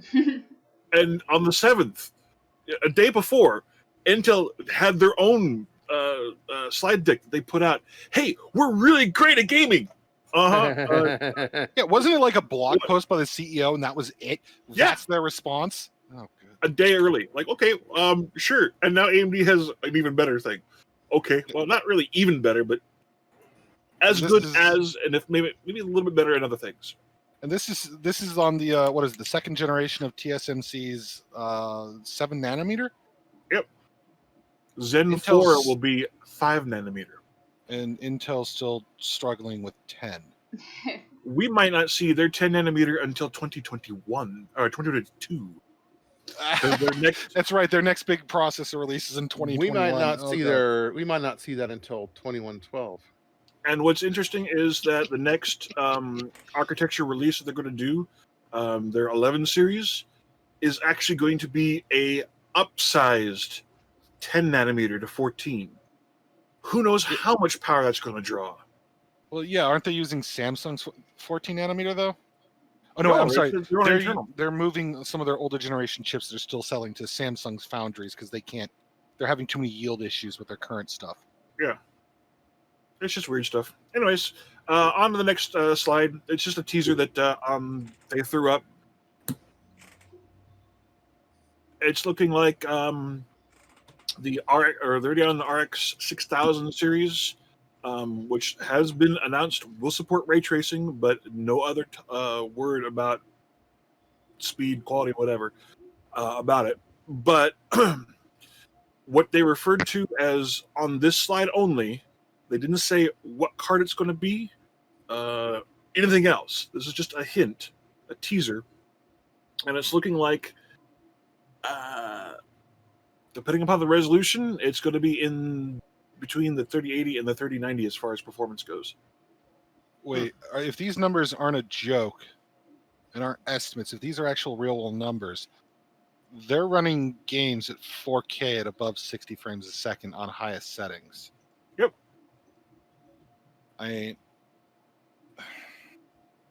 But we won't know for sure until the end of the month when they announce the big Navi. Yeah, this is one of the interesting things. Intel doesn't really seem to give a rat's ass about competing with AMD. They're just going to keep doing whatever they want. Quick Because note, 800 they're pound not gorilla. talking about me.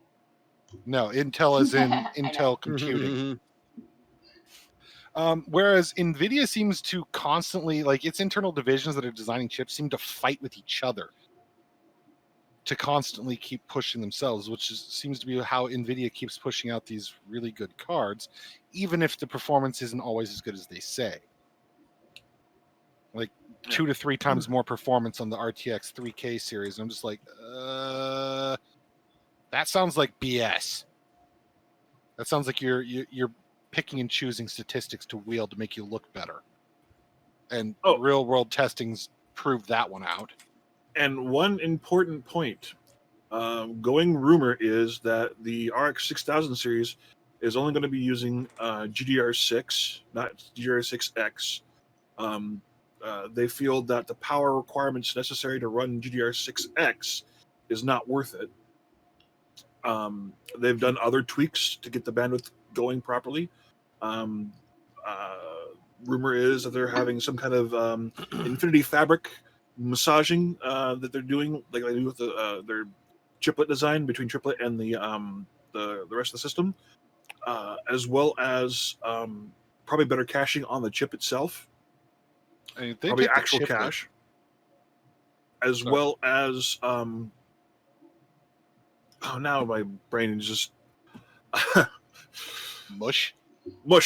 So lost my train of thought. Since he lost his train of thought, I'm going to point this out. As Judd gets more into what he's talking about, he moves more, and he looks like all finicky and twitchy, like someone gave him too much drugs before we started this. Yeah, but that's just Judd. Have you been drinking cocaine cola? No, actually, ice water. Ah, no, that explains a lot. So that explains why you're so hyper. You're just having all that water in you. Your body's going nuts, just going, "We've got water." Anyways, I remember. It's only a 256-bit bus for the RAM, so they can do 8 gigs Only or 16 gigs. 256 gig. Only 256-bit. Whereas the 3080 is 320. 320 and 360. I remember looking at them going, there were odd numbers. Yeah, that's why it's 10 gigs of RAM. And the 3090, why it's 24 gigs of RAM, is a 384-bit bus. So only 256-bit for its memory bus, but they're going to have 16 gig cards. And they can do a lot of 4K stuff where the 3080 is kind of iffy at, because some games actually do want more than the 10 gigs it has on the card. Yeah, supposedly Call of Duty, the Call of Duty that's coming out is they're suggesting a minimum of 12 gigs of RAM and saying it will use all 12 gigs. We're getting into the realm where games are using more memory on the video card than most systems have in total. Yeah, looking at these 12 gig video cards, and it's like a lot of computers are still running 8 gigs of RAM. Remind me, Bunny, later to show you how to use studio mode in OBS. Oh? I'm using Yeah, that way you Studio Mode. you can move cameras around and preview overlays without having to actually have them on the screen. Yeah. The thing is, her camera I adjust on the screen because she moves. Mm. I can take it off if I want to, but I don't want to. But, you know, I'm actually in. I've been in and out of Studio Mode. Like right now, she's gone. Oh, okay. It's just interesting because I'm watching you move the camera around, and like because I'm watching it like 20 seconds behind in the Twitch, it's just really interesting. It really, my brain's Yeah. freezing up here. I'm not gonna switch back and forth on monitors or layout modes during broadcast ever. You're not gonna catch me going between the different modes because it can sometimes cause this program to crash. Mm. Sometimes, I mean, you're talking about 70% of the time, Streamlabs is going to say, "I shit the bed," and leave. Oh, that's right. You're using Streamlabs. Yeah. Sorry, I didn't mean to interrupt, Judd. It's okay. I was more or less done. One last thing is power requirements. The 3080 is sucking down somewhere around 300 watts. NVIDIA needed a new 12-pin connector for power. AMD is going to be using TSMC's 7 nanometer plus node for these, and it's looking like it's probably only going to need around 200 watts, maybe 250. Dang, it's not bad. And Jim is got his headphones muted, so he can't actually hear us. And that is okay. Jim will actually be covering his segment in the next podcast. As talked before this started. Oh, he's not doing it this time? He's actually not going to be doing his the segment on his Star Trek Continues because he wishes to watch more of it before going ahead and describing what is going on in his fan film section. So I'll go ahead and let him get away with it this time. Because we are actually out of time for tonight's podcast. Can you believe it? It's gone by so quickly. We've covered 2 hours in what feels like such a little amount of time. So I'm going to go ahead and pick someone to raid, and I hope you guys stick around long enough to help me fill their chat with tons and tons of heart emojis and outright love. But because Tom did this editing, I'll go ahead and switch over to it real quick. The truth is Bunny really just wants to go feed her dinosaurs.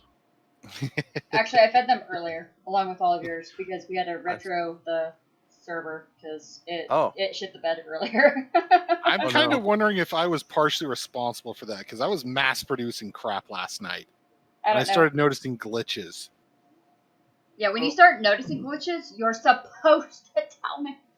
It wasn't those kind of glitches. It's the kind of stuff that I normally see in game, which is a rendering issue where sometimes the client software just doesn't want to render stuff correctly. Where I don't know if it's server stuff, I'll report, but I see crap like that where sometimes it doesn't render things out of view. That's normal. That's not really glitching. That's just where you have your render viewpoint too. Yeah. Anyways, on that note, I'm going to end my stream. See you guys all later. Later. Bum, bum, bum, bum. So if you stick with me, we're going to find someone to raid. And it's supposed to be ending. There we go. Okay, so I'm going to go ahead and go with someone that I've never raided before, just because that's the way I go.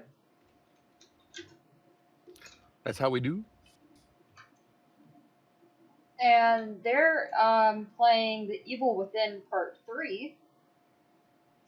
And it is Devil May Care 85. And if you guys hear yowling, that is Fat Cat. He is in the timeout room still. So. Still. For unmentionable discretions against me.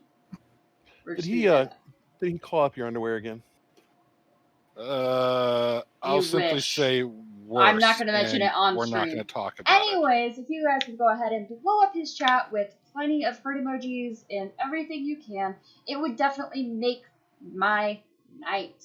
So thank you guys, and I hope you guys have a wonderful time, and join us in 2 weeks for another Friday Night Podcast with Starport Omega. And can we have that end screen? Mr. TARDIS? There's an end screen. And yeah.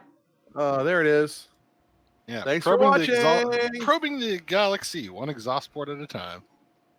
Thank you guys so much. And YouTube in Firefox has not crashed, but it's just sitting here thinking.